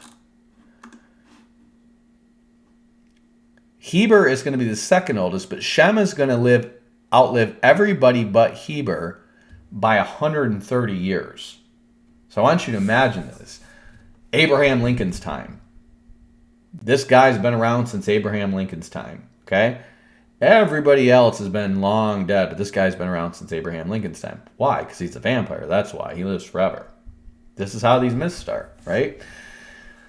Add to that the confusion of languages. Add to that these guys are now isolated because there's crazy Canaanites running around doing bad things to people with giants. And what you're going to end up with is stories of these gods who live forever. And that's why you have this, his name is like Upanishad or something like that in the Epic of Gilgamesh, okay? But when you look at these gods lists from these different people, what you're going to have is you're going to have two people at the top. And the Mesopotamians call him Anu, and they call his wife Nama, okay? Noah and Nama. The Egyptians are going to call him Nu and his wife Nanuet. That's Noah and Nama, okay? So those are the two that are at the top of these. It's called an Ogdoad, okay? Now, in Mesopotamia, you're going to have all this mixture of gods come back because they got astrology. They're inventing new gods. They're probably trying to make gods out of Nimrod's descendants. They're mixing the stories of the god of the storm and Ashtra and stuff. And they're starting to worship Ishtar over there. And this is a very big metropolitan area with a bunch of languages that get scattered right away, okay? So you're going to have stories mixing and matching. And then you're going to have these wannabe televangelist mystery cult guys showing up and saying, no, I know the true story of what really happened. And you're going to have a bunch of these guys who figure out how to make a name for themselves and make money for themselves by convincing people that they're the true high priest of the true God, and they know the true story, and they can read the stars and the tea leaves and the guts and all the stuff and tell you what really happened. Okay? And you're just going to have a bunch of mixing and matching. You're going to have male gods becoming female gods. You're going to have this guy beats this guy versus this guy beats this guy. And long story short is by the time you get to this, you're going to have Nimrod, who is actually the enemy of the bowl of heaven, become the son of the bowl of heaven, and that is Zeus and Apollos, okay? And so he is related to the sun with a bow and an arrow. This is why you're going to have the Antichrist show up on a white horse with a bow and an arrow, and his name is Apollyon. This is the spirit behind him, is Apollyon, because that's Apollos. This is this demonic spirit behind Nimrod, okay? Bull of heaven is Zeus, and that is his father, and they're understood to be Satan and the Antichrist. It's that simple, okay? So you have Satan and the Antichrist going around. The harlot is Ashtoreth, and the false prophet is Canaan the Shemite, okay? So you literally have, way back then, you have a love-hate relationship between an Antichrist and a harlot. The bull of heaven, which is basically Satan who's running it, that's the dragon. And then you have the false prophet, which is Canaan, who's using astrology to manipulate all this stuff. Or you have Hitler, Goebbels, and, Eva Braun and the devil behind it all, right? It's the same story over and over and over again. You have this guy who's like, I have an idea, let's get him to worship you as a god. I'll be your propaganda minister. And you have a guy who's just like, I just want to rule everything and fight. And then you have a woman who just wants to seduce the man of power, but she can't, and so she's going to just go sleep with everybody to have revenge and try to turn everybody against him. And then you have Satan behind it all. Okay? So now, all that stuff happens, all this confusion and all these new gods and all this stuff popping up is going to happen in the period between Nimrod's downfall and the Tower of Babel. Okay? And we're talking about Abraham is going to fight Nimrod about 10, 15 years before he goes in the Promised Land. Or after he goes into the Promised Land. Okay? It might even be within like 5 years of that. Okay? So he's going to fight Nimrod, and then Nimrod's going to go into decline. And they're going to be building the Tower of Babel. And the book of Jasher says they're building it for 40 years. I think they're building it longer. It's at least a full generation that they're building this thing. So at some point in time, Nimrod's nation starts going to decline, and he says, we need to build a Tower of Babel. And what he seems to be trying to do is maintain a kingdom for himself that's a certain size. But the tower that he's building is, remember, they're going to maintain the story of the flood. And they're either teaching that the flood is a periodic thing that happens on an astrological cycle, or there's a god that caused the flood and they got to fight against him.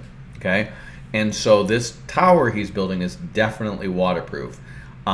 They seem to have discovered this. Now, maybe this is not the tower, but there is a tower in Ur where the mortar is bitumen and not any other kind of mortar. So typically you're going to make some kind of like cement for mortar, but bitumen is specifically waterproof. Okay, cement is going to leak. Okay, so they're going to make this waterproof tower, and the whole goal is basically, this flood that happened before is going to happen again, and you need this tower to be saved from it, and so therefore nobody is going to try to take out the guys who are faithfully building this tower to help you.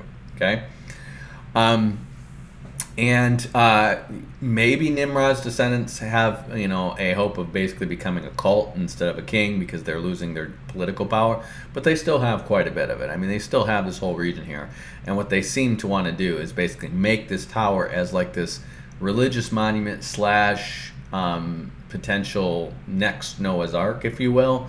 And that's what keeps them famous, basically, and keeps them powerful and the rest of the world respecting it. Okay, so you're gonna have this period again. Abraham, they're gonna get off the ark in 1650 BC. Noah's gonna die 350 years after that. So it's almost exactly 2000 that Noah dies.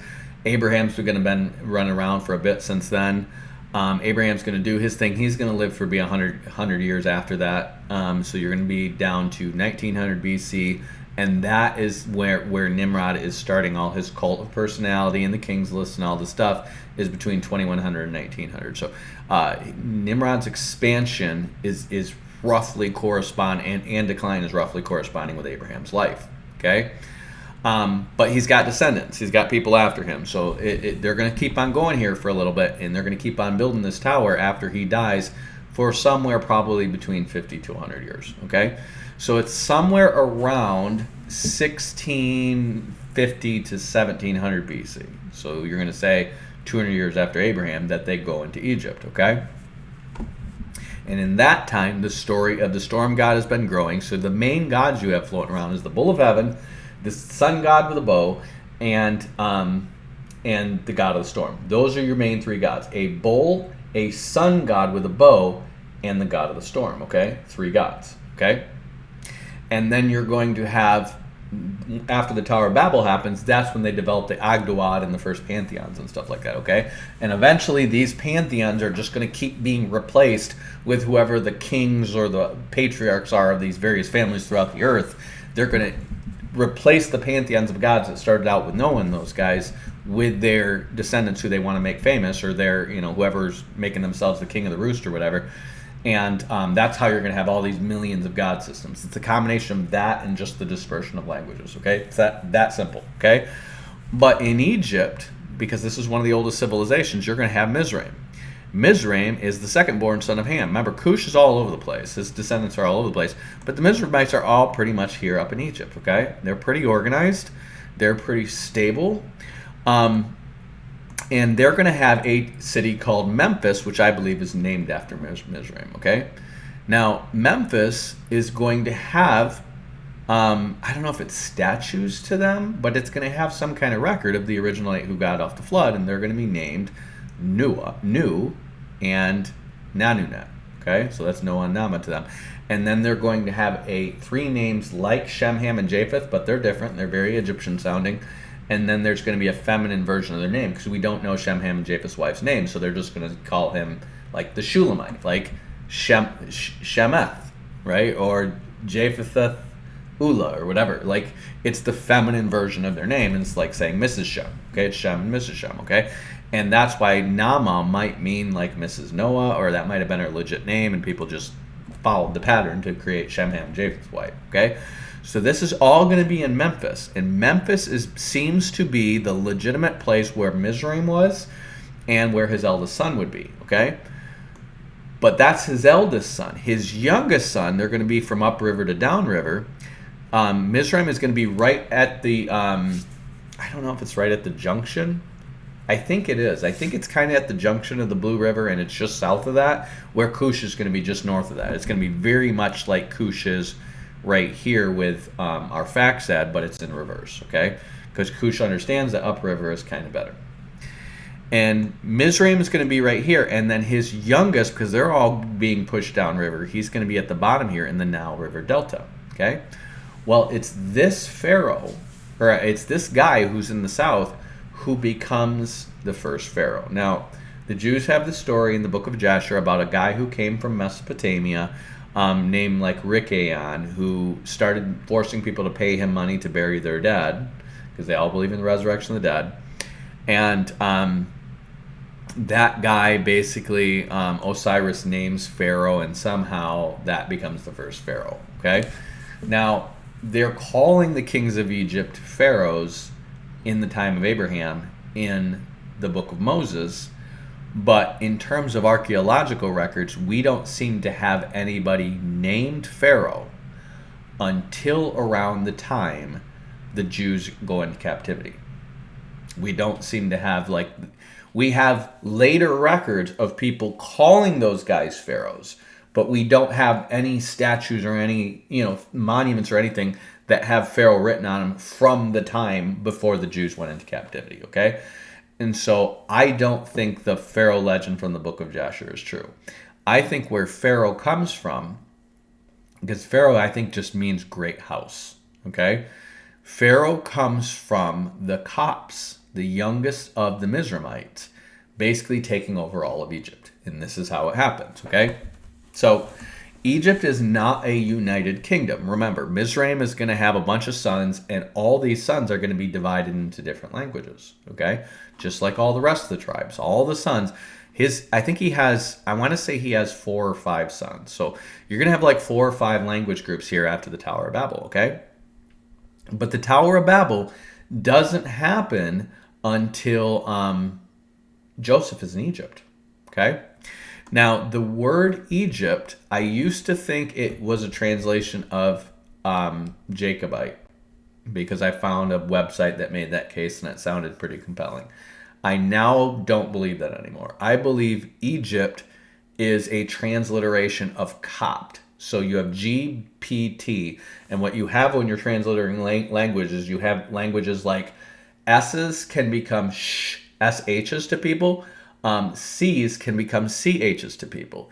C's can become G's because it's G and K, like the sound is kind of similar, okay? And you're talking about confusion of languages, okay?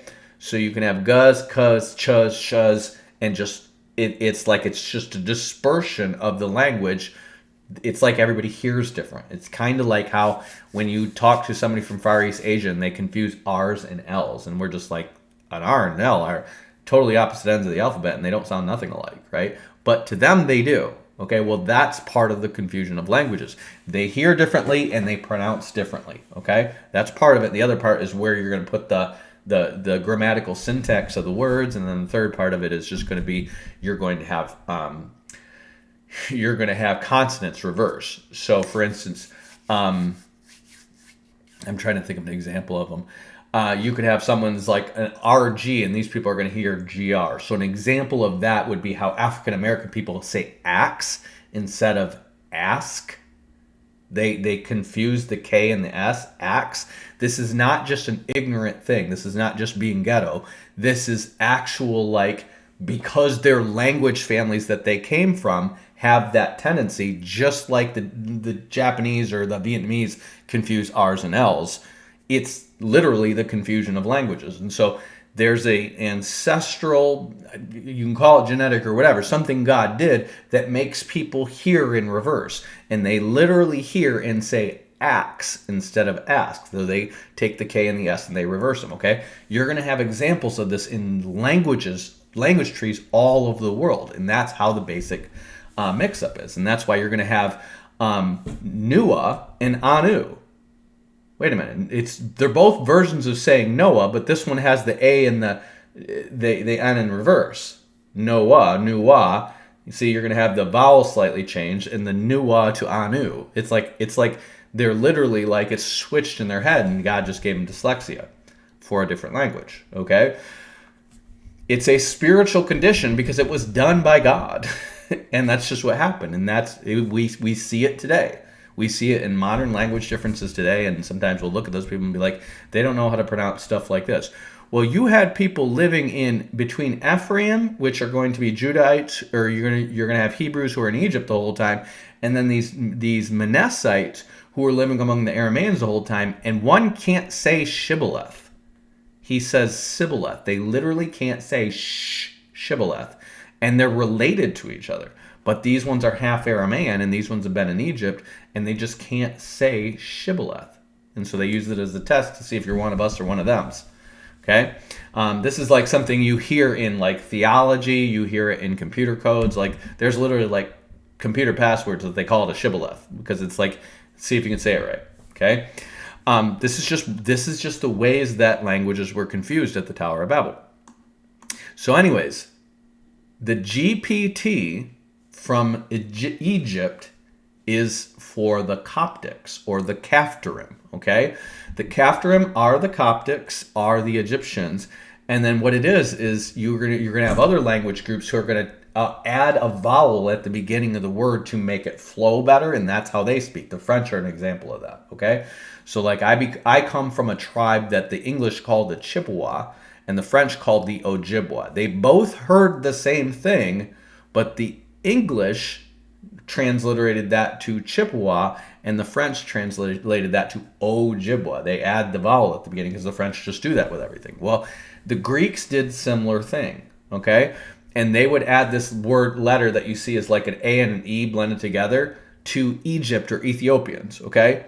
So what you had is probably Coptic, and you probably they listen to the GPT, or they see it because you have alphabets by this time, and they take what is, somebody takes the Copt from Coptic and turns it into Goptic, and then somebody hears that and turns it into Joptic, and then somebody hears that and turns it into Egypt, okay? That's why it's called Egypt, but it's actually Coptic, okay? So when Abraham talks about the king of Egypt, he's talking about the king of the Copts, who's down here in Lower Egypt in the Nile River Valley, okay? Or in the Nile Basin, okay? And so when Joseph gets sold into Egypt, this is the main people are dealing with. They're not going all the way up to the Nile to deal with these people. One is they're not just traveling along the desert here. That sucks. Why would you do that? There's no water, okay? You're going to go right over to the Nile Delta, and that's where you're going to trade, okay? And in the Nile Delta let's see if we can get the Nile Delta up here. So in the Nile Delta, if you're coming from the other side of the Red Sea, you're going to go over here, you're going to go up through some trails and stuff here. But the first place you're going to get is this well-watered area. Now you're going to have the Red Sea here, so I don't know if this is all salt water. You do have a Suez Canal here now. But you're going to get here to this well-watered land, and that's where you're going to trade, okay? So this is the region where Joseph gets sold to Potiphar, who is going to be the like, I think of the head of the guard for the king of Egypt, or the king of the Coptics, okay? And remember, this is just the Coptics down here. This is not all of what we call Egypt right now. This is their kingdom, okay? And the Coptics basically say, come on down, Jews. This is what happens after Joseph, because Joseph saved their land. Everybody else is in a famine. And what Joseph seems to have got them to do during his time, if you watch Patterns of Evidence, is they got them to create this lake over here, and that lowered the level of the Nile River Valley so that you could produce way more farm goods on either side of it, okay? I don't know how exactly that works, but it's in Patterns of Evidence, okay? And basically, they tell the Israelites to come down here and live in Goshen, which is going to be on this side of the Nile, okay? And then on the other side, the west side of the Nile, you're going to have the Egyptians. So the Egyptians are going to be like, west side. And what they're going to do is their symbol is a flail because they make wheat. And the Jewish people, their symbol is a crook because they make sheep, okay? Remember, this is all in the Bible. The Egyptians hate shepherds. They abhor shepherds. They think that's disgusting for some reason. For whatever reason, the Egyptians are taught from way back to abhor sheep, which is going to travel all the way into Pythagoras, which is why he's going to say don't sacrifice a sheep. It to them is like a pig, okay? Why? I don't know. Probably satanic, okay? They're going to have a cobra god pretty soon, okay? So it's probably satanic. They don't like sheep, and they don't like shepherds, okay? Now, it does so happen that I think it was... No, it's not Nimrod, it's Pharaoh, okay? So... your Egyptologists, they're all jacked up, and they're going to say, oh, the pharaohs have the crook because the pharaohs were known as the shepherds of their people. No, it's in the Bible again and again and again. The Egyptians abhor shepherds. They think shepherds are nasty people, okay? They associate shepherds with hicks, okay? So they look at us civilized people. We grow farm goods. We have all kinds of good food. We fish. We eat well, okay? They're healthy. They're like Whole Foods people. And these shepherds up here are dirty, and they live in the hills with all these crazy hicks and hillbillies up here. And they hang around with their animals, and they smell like their animals, and they're just gross. We are shaven bodied and we wear like white linen garments, and we sunbathe all the time, and we're basically people from Phoenix. We're hitting the gym and we're just looking good and we're smooth and we're eating at Whole Foods, okay? And so they think they're gross. So there's no way the Pharaoh is just going to have a crook because he's known as the shepherd of his people, okay? There's a reason for that. So when the Jews come into Egypt, they're going to be ruling Egypt for over 100 years before they get put into captivity. Wrap your mind around that, okay?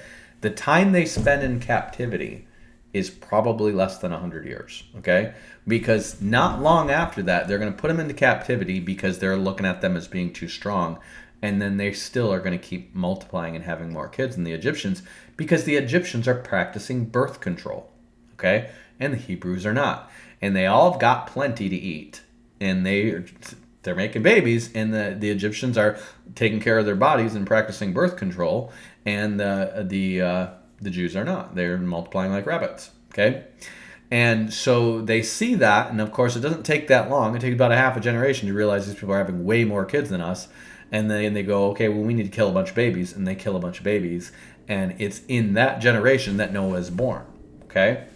So it's not that long, and then Noah's 80 by the time he leads them out there. So you're talking 80 to 100 years probably is the entire time they're in captivity, which means they're over 100 years not in captivity and ruling Egypt, okay? And it's basically Joseph's whole life, okay? Joseph is the one that saves the day. He's the one who the Egyptians believe has the power of the gods. And remember, he's married to the high priest's daughter. So he's married in with the high priesthood of Egypt. They believe he has a special power from the gods. And his advice is really good. And it leads Egypt to become the most powerful nation in the world. Okay? And during this period, remember there's a confusion of languages going on. The Egyptians go from worshiping 8 gods to worshiping 12 gods. Who do you think those 12 gods are?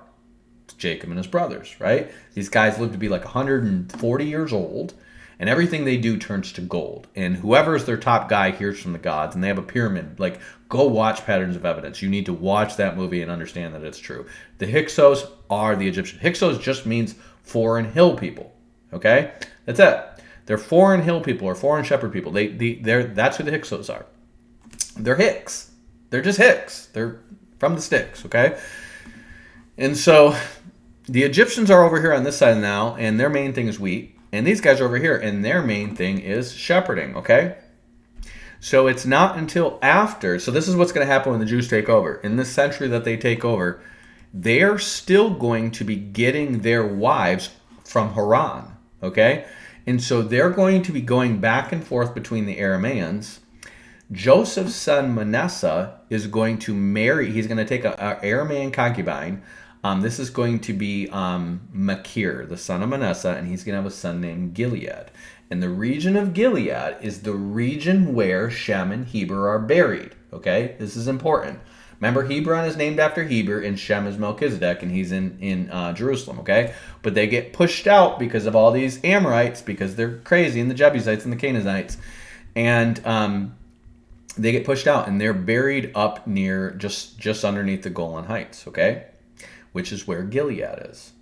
Well, you're going to read the first ruler of the Hyksos in your archaeological records apparently has on record that he conquered Shechem, which Jacob and his sons destroyed, and then this other land, which people can't figure out exactly where it is, but it seems to be up near towards Syria, okay? It's the land that Jacob says he conquered from the Amorite with his sword and bow, who he gives to Joseph before he dies. And Joseph is going to give it to Manasseh, and Manasseh is going to go up there, and he's going to take an Aramean concubine, and the Gileadites are mixed of Arameans, Judaites, and Manassites, okay?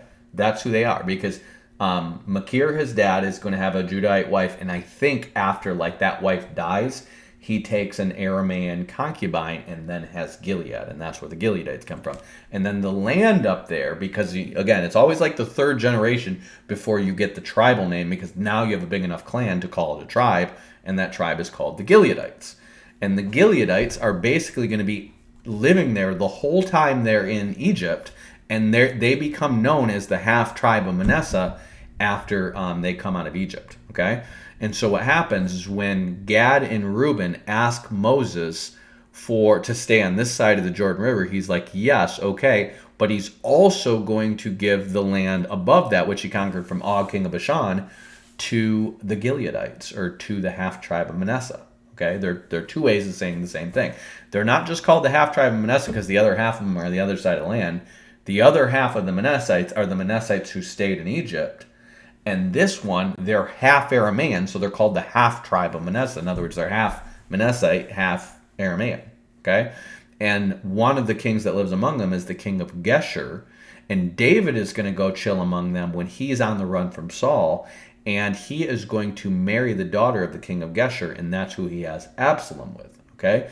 So they're tight with the Arameans because they've been marrying in with them since Terah moved to Haran. That's how long this has been going. But this is important. Because they keep going back and forth between them, during their time, you have these people called the Mitanni come up. Now, the Mitanni are not really a kingdom or an empire. They're more like a culture, okay? What you have is the Amorites are going to be here, and you see Amaru, that's the Amorites. This is, I think that's what the Sumerians call them, is the Amorites, and I think the Akkadians, which is going to be after the confusion of Babel, are going to call them the Amartu, okay? When you read stuff in these languages enough, you just see how their words tend to sound the same. They tend to like using certain letters and sounds and not using others, okay? When you see like Chijeker and stuff like that, like the Egyptians had a lot of K's in theirs, Kamfet and stuff like that, and then the Akkadians have a lot of T's in there, and then Sumerians have a lot of R's in there. And I think Sumerian just means like Shemite, and they just don't like saying ite, they say So Shemuru are the Shemites. And that's just because it's a whole mixture of Shemites who are in this area of Shinar, and they just call them Sumerians, okay? Well, the Mitanni are going to be a mixed culture of people that are going to emerge after the Tower of Babel, and it's going to be mixed of Armenians, which are going to be up here and mixing with the Japhethites, and Amorites. Okay, remember they're all pushing. They're keeping Ashur down because Ashur is like a city Nimrod built, and the Ashurites are going to be around here, and they're going to grow to be a power later. But that's still kind of a big city. That's like a blockage to Nimrod's empire that still exists. Okay, and you're going to have the Hittites forming around here, and the Hittites and the Amorites. The Hittites are going to push the Amorites down here, and then the Amorites are going to take over Babylon, okay? And the Hittites are going to grow for a while, and then they're going to fall apart, okay? The Hittites also worship the storm god. They also worship a version of the sun god with a bow, and they also worship a version of Ishtar, or Ashtra, okay? These religions are now mixing, because Nimrod controlled up to here, Ashtra was around here, and the storm god was around here too, and so these three religions are going to mix, and it's eventually going to become Aphrodite and Zeus and Apollos. That's it. And Artemis is just the feminine version of Apollos. And then it goes down and becomes a sister. Because you're going to have, when these languages get mixed up, you're going to say, well, is that masculine or feminine? And one tribe's going to say it's feminine. And next thing you know, they're going to have the exact same god, and then she has a bow, but it's a girl. And the reason is just the confusion of languages, and they're like, oh, they must be brother and sister, like mixing husbands and wives and brothers and sisters, and it's just going to be mixed up, okay? Well, the Mitanni, who are hooked up with the Aramaeans, you're going to have the first early versions of the chariot.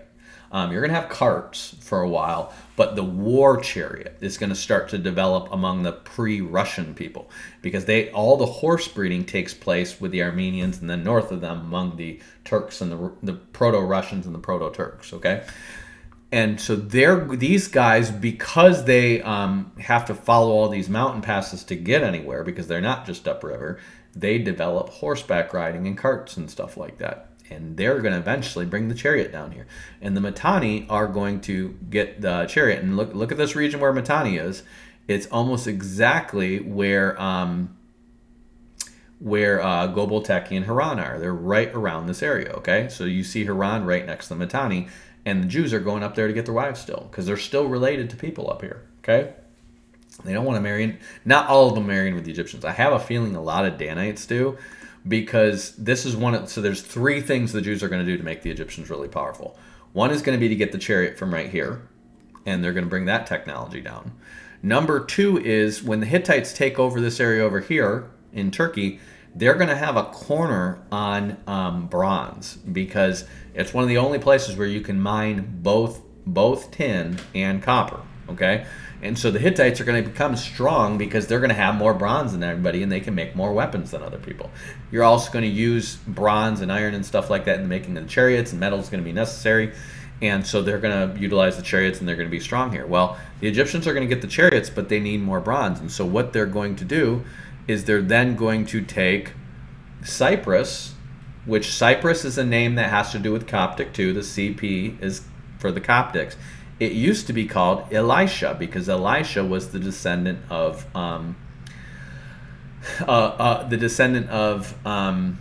Javan, who goes and colonizes it. Okay.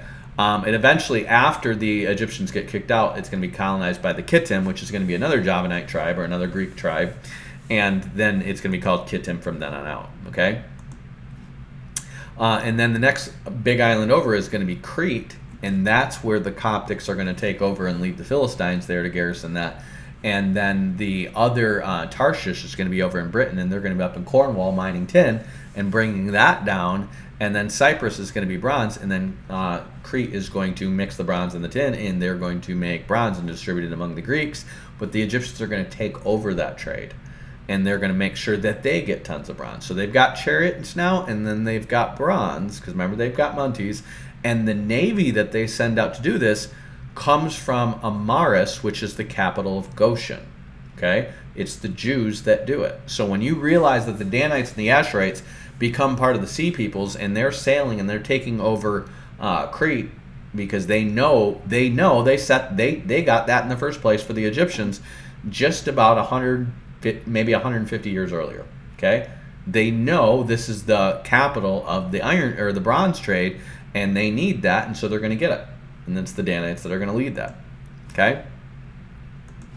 So they get it for the Egyptians. The Egyptians have the bronze, and the Egyptians have the chariot. Then, this is during the Amaru period, they bring in the curved sword. So the Egyptian curved sword is very important. The Egyptian's curved sword, the reason it's so important is because you can make the best weapons out of bronze, but you also are making the best tools out of bronze. Okay? The reason bronze is so good is because iron is better, but iron, you need way more heat, and you need coke, and you need this whole process to make iron, and it's just, you need a much bigger economy and these huge furnaces and stuff like this to make iron implements, okay? Whereas bronze, you need about the level of heat that you need for an outside backyard barbecue grill to shape bronze, okay? It still becomes a pretty solid metal that you can use. It's way better than, stone tools and stuff like that. But I think it's obsidian that they're using, where they chip it and they make the Indian arrowheads and all that stuff. But bronze is going to dull faster, but you can fix it faster. You can, like right in your own house, you can just start a fire and just heat it up in that fire and then tap it back into shape and smooth it out, okay? Well, they come up with this curved blade, and this is important because your made blade is going to be hard, and you're not going to want to reshape your whole blade. Well, this blade, you can latch onto the bottom of a plow, and it's a plowshare. And you can also, instead of sharpening the outside of it, you can sharpen the inside of it, and then it becomes a sickle. So you can cut your wheat with it. And so you literally can have a season where you're using this at the bottom of your plows to plow your fields. Then you resharpen it, and you use it for a sword, and you go into battle while your crops are growing. And then when it's ready to harvest your crops, you shape it back into a sickle, and you use it to harvest your wheat. Okay? This is where the term "beat your swords into plowshares" comes from.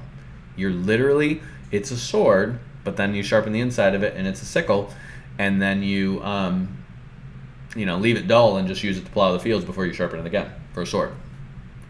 Okay? That's it. You're just using this thing year round, and you're just using it for different purposes.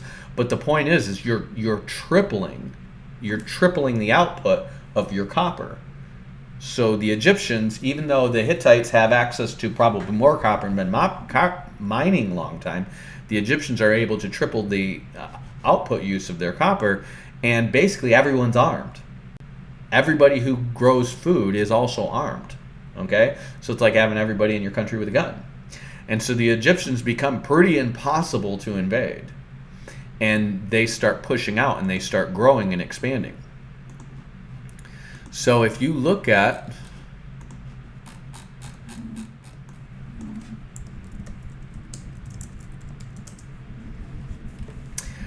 this is Egypt when the Jews were at Avaris, okay? This is the biggest and strongest Egypt has ever been. They controlled, it looks like Elisha and Kittim are both here, okay? They controlled Crete, they controlled Cyprus, they controlled all the way up to Carchemish, which Pharaoh Necho is going to try to get this back in the days of Josiah, and he's going to fail. Nebuchadnezzar is going to stop him, okay? They control all the way up to these Taurus mountains. This is Cilicia, okay? The Egyptians control all this with the Jews as their support. Why are the Jews helping them push up here? Because the Jews want to push out the Amorites out of Canaan. They're trying to do it by manipulating the Egyptian upper class to do it for them. So it's the Jews that are pushing the Egyptians to war with the Hittites. What would they have to, why would they want a war with the Hittites when they're way up here and Canaan's in between them? And the answer is because the Jews are pushing them. See, the Jews still get their wives from Haran, which is right up here near Carchemish. They took the land. Remember, Jacob takes the land from the Amorite, which is the land where Shem and Heber are buried, and that's important. And then the Jews are going to have Shechem, and they know that's going to be their promised land one day. And so they're pushing the Egyptians to conquer it for them. Okay? Remember, they're ruling the Egyptians for a century. Well, in that time that they're ruling the Egyptians, they take over Upper Egypt, which is where basically all the natural descendants of the Egyptians are. And then this is really important because it's going to go into the Egyptian theology later. Remember how Pythagoras and the basically fallen angels think the oldest should rule, right?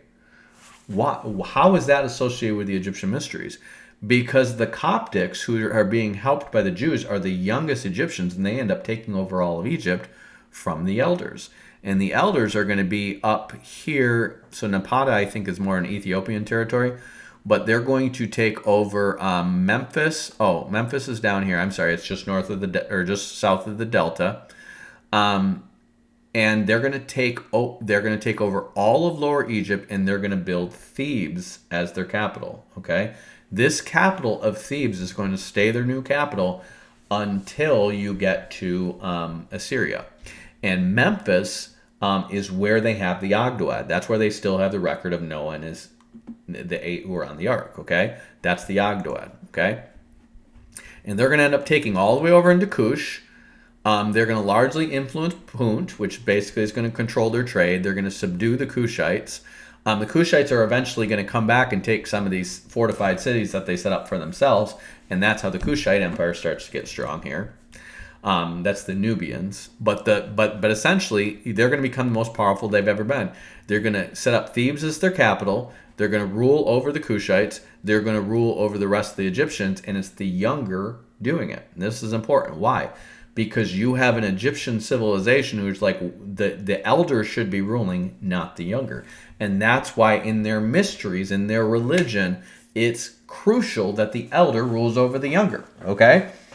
That's the overthrow that turns into enslaving the Jews. Okay? So what happens is this Pharaoh is going to die, this Coptic Pharaoh is going to die, and what you're going to have growing during this time, remember, this has shifted from worshiping an Ogdoad of 8 gods to 12 gods, okay? But it's going to shift even further.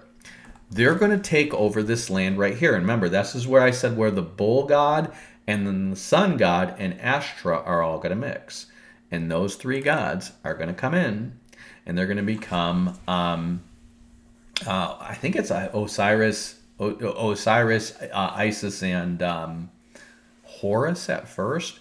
I think Horus is the sun god, but he's also associated with the serpent somehow. Osiris is going to be like their father god, and then Isis is going to be their version of Ishtar or Ashtra. Okay, but the Jews are influencing them. Okay, this is what the Egyptians do. Isis, Horus, and Ishtar, okay? But the Jews are going to be influencing them and trying to show them how there's three gods that are actually one, okay?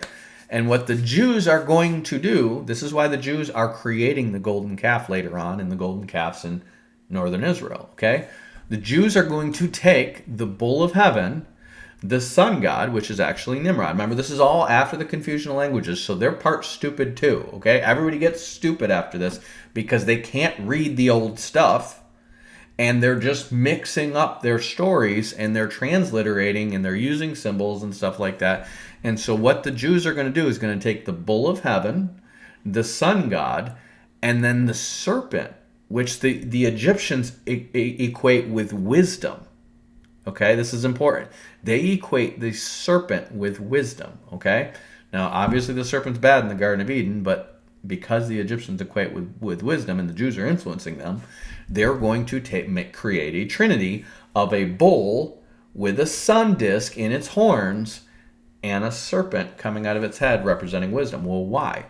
Because the Holy Spirit to the Sumerians and to the Jews is a feminine, and it's called the goddess of wisdom to the Sumerians. Okay, the Sumerians call the Holy Spirit the goddess of wisdom, and in the Epic of Gilgamesh, the goddess of wisdom teaches Noah how to build the ark. Okay, you're going to have, I think it's Enlil and Ninlil. That's who they are. So that's basically before you have Anu and what is it?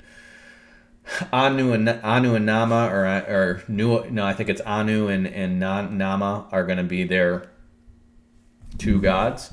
You're going to have Enlil, which is going to be shortened to El or transliterated to Eloah or Allah and all that stuff.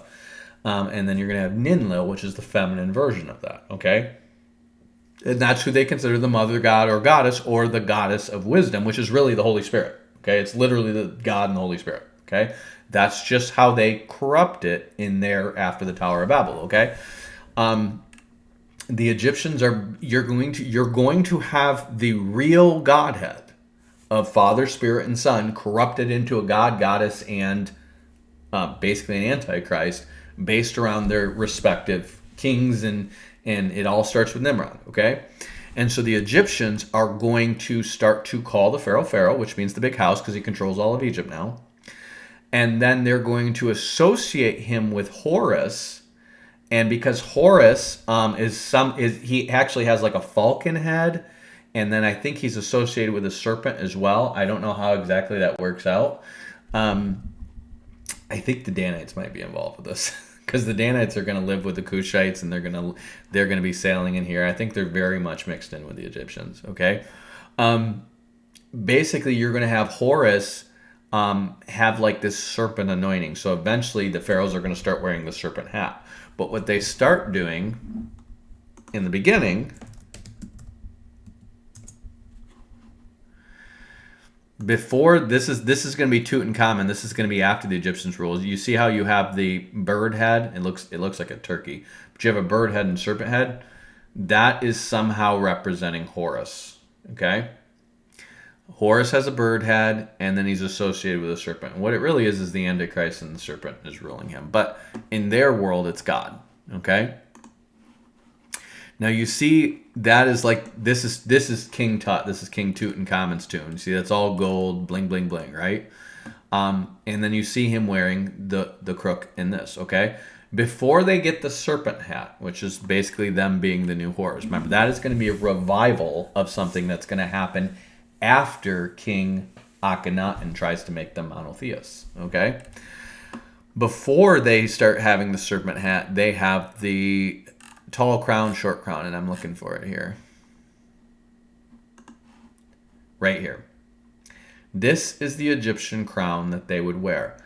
The one that's shaped like a, we'll call it a bowling pin, apparently comes from association with Baal. I don't know exactly how that works, but that's what it was. This other crown that they have, the red one that sticks out the back, and yes, this does look like the papal thing. I realize that, okay? But these two crowns represent Upper and Lower Egypt. So what it is this is the original crown of the elders of Egypt, the elder sons of Mizraim, and that represented Upper Egypt. It was a separate kingdom. this lower one, which they apparently steal from Baal because it means Lord and Master, because they've got the dong on their head. This is what the Copts start using for Lower Egypt, and they're allied with the Hyksos, or the Hebrews, at Amaris, okay? So when they conquer Upper Egypt, they start wearing a dual crown that represents Upper Egypt, this represents the legitimate patriarchal line from Mizraim, and this represents the Copts who took over everything, okay? And then when they enslaved the Jews, they start carrying the crook, because that's showing that they've conquered the Hyksos from Amaris. They rule over them. And then they have the flail that represents the Egyptians on the other side of the river, because they were the ones who brought the plenty of wheat after the grain shortages that came from the collapse of the Tower of Babel. Okay? That was an economic collapse, and they revived it, and they saved everyone. Remember, Joseph's name gets turned into Zaphnath Paneah, and Pan has to do with bread, so he's basically the bread bringer. He's the guy who showed them how to bring the bread, right? But the Pharaoh's getting all the credit for it. Remember, Pharaoh saving 20% of all their grain for 7 years before they go into that famine, so that they have the surplus of grain that they need, okay? And so the Pharaoh gets known as the guy who gives us the grain, and these other guys give us the sheep, but they don't wear wool, they wear linen because it's hot. And so they have no value for sheep and wool, okay? They hate shepherds. But your Pharaoh, before he starts wearing his serpent hat, he's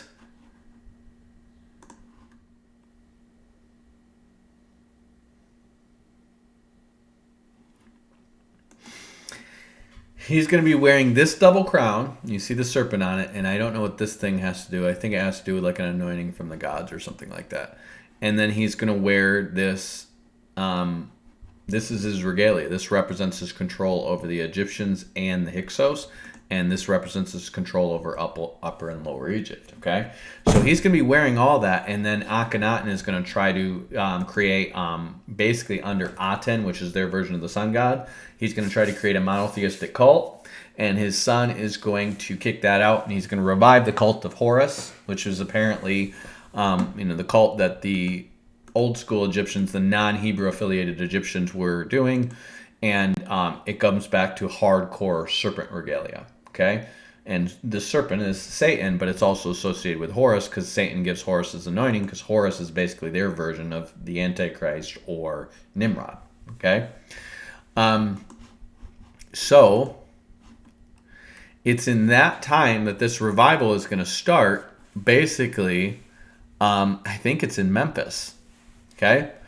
Well, in Memphis, they get the revival of the old religion starting, and there is some discrepancy in, when did this happen in relation to the Jews? I think it's going to be before Akhenaten and King Tut. I think that's going to be after the Jews leave Egypt, okay?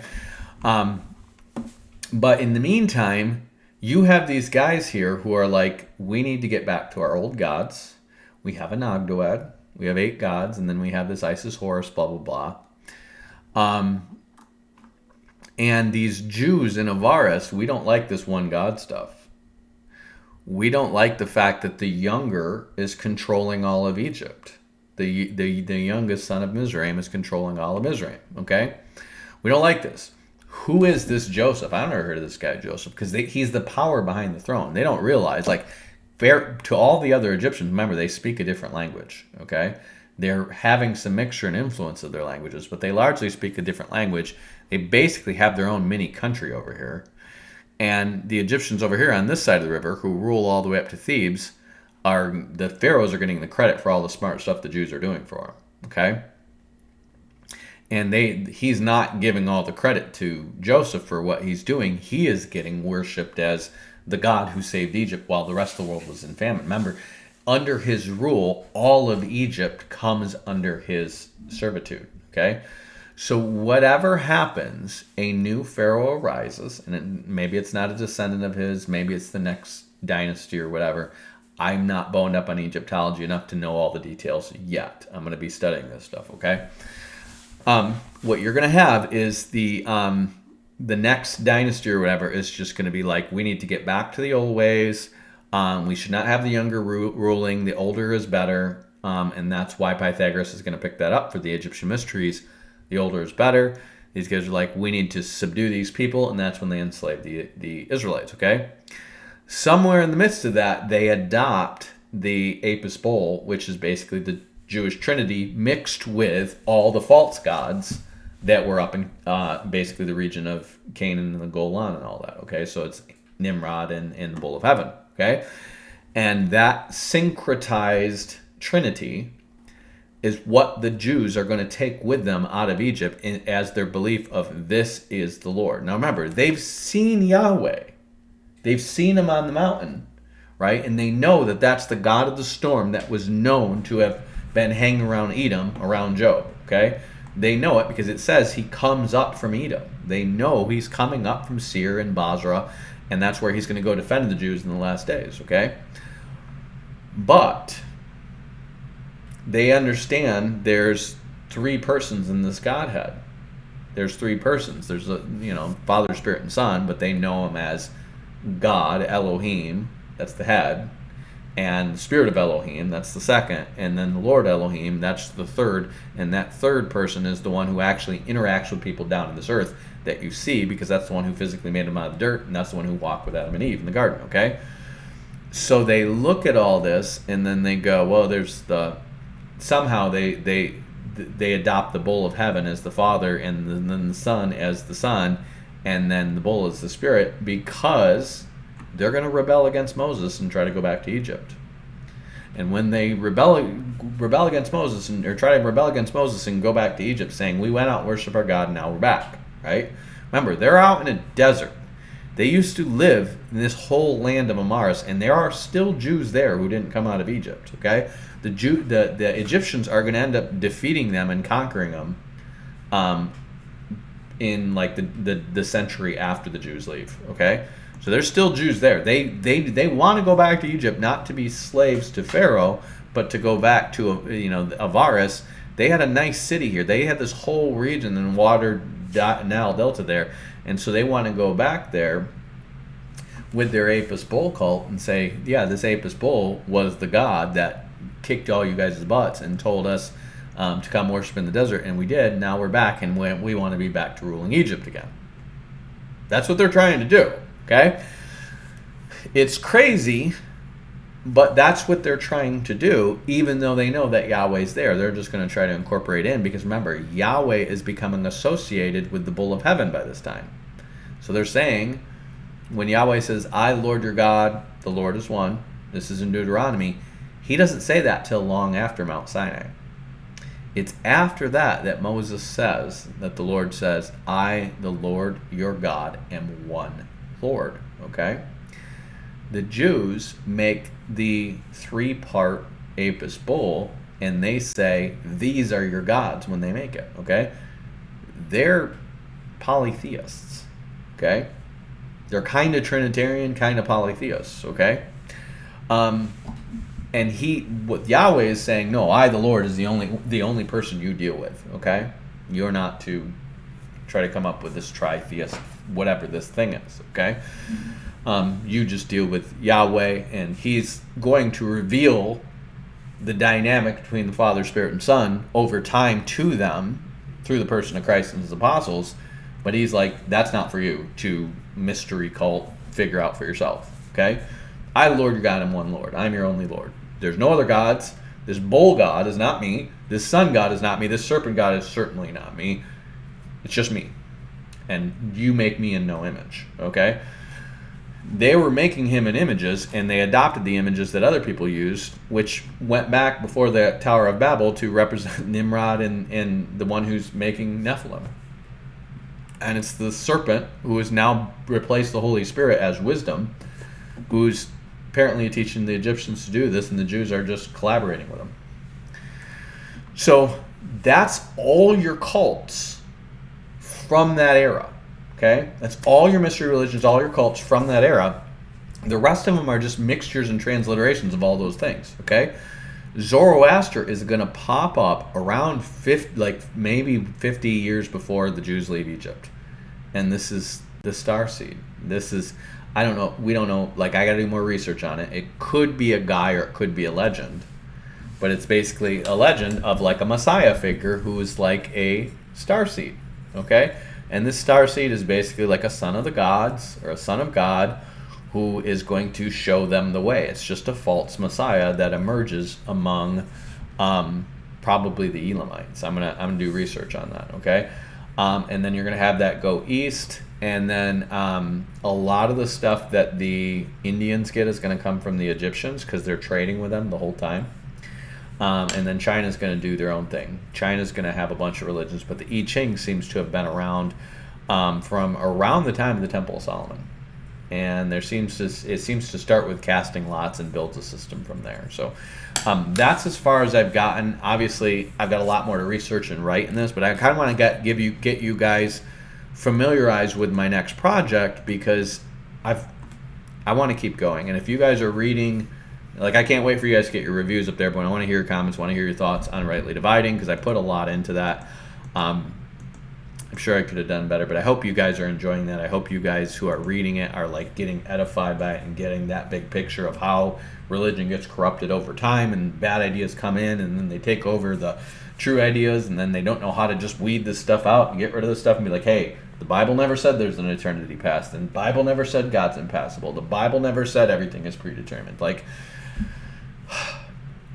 you just have to just eliminate the stuff that God never said that. God never said that. Stop. God said free will over and over and over again. He never said everything is determined.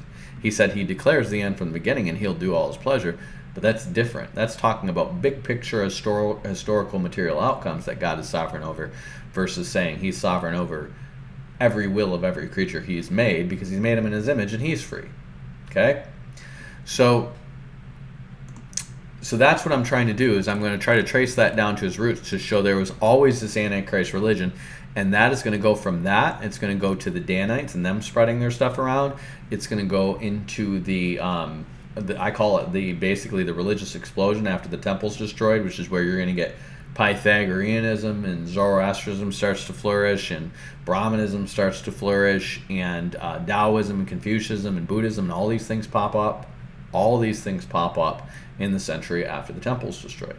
Okay? And then go into, I'm going to take this all the way forward to Philo of Alexandria, who is mixing Judaism with Pythagoras and Plato and Aristotle and the Stoics, and he becomes the father of both Orthodox Catholicism and Gnosticism. Like, I'm absolutely certain of that now. And that's going to be like where that book leads. So it's literally going to connect you from the ancient pre-flood, or the Tower of Babel basically, all the way up to Philo of Alexandria at the time of Christ. So it's going to be a straight up ancient historical connection to my Rightly Dividing book. Okay? And then my last theological book is going to be House of God, and it's going to be taking all the typology and show you a Christology and a theology proper that is completely divorced from Greek philosophy and the Egyptian mysteries and all the crap they put into it. That's going to be my effort, at least. Okay, so I hope you guys have been blessed by this. Hope you enjoyed this teaching. I'm going to obviously develop this further and further, and I'm probably going to have a lot of update videos and a lot of videos where I'm just talking off the cuff and then improving on those later. That's one of a few things I'm going to do, and later on this week I'm going to make a PowerPoint and give you like a breakdown. It's like, here's my plan over the next 3 to 5 years to say, here's what I'm going to write, here's what I'm going to produce on YouTube. If you want to get involved with supporting me so I can do this full time and not have to go get a secondary job or get back into recruiting, then I'm going to put together a Patreon so you can support. So hope you guys are blessed by this. Hope you have a great rest of your day. Remember, it's all just BS and confusion of languages and people mixing up stories, and it turns into bad religion, and the bad ideas come from Satan. It's that simple. Hope you guys are blessed by this. Have a great week. Batman out. Peace. Peace, I'm out. I'm Batman.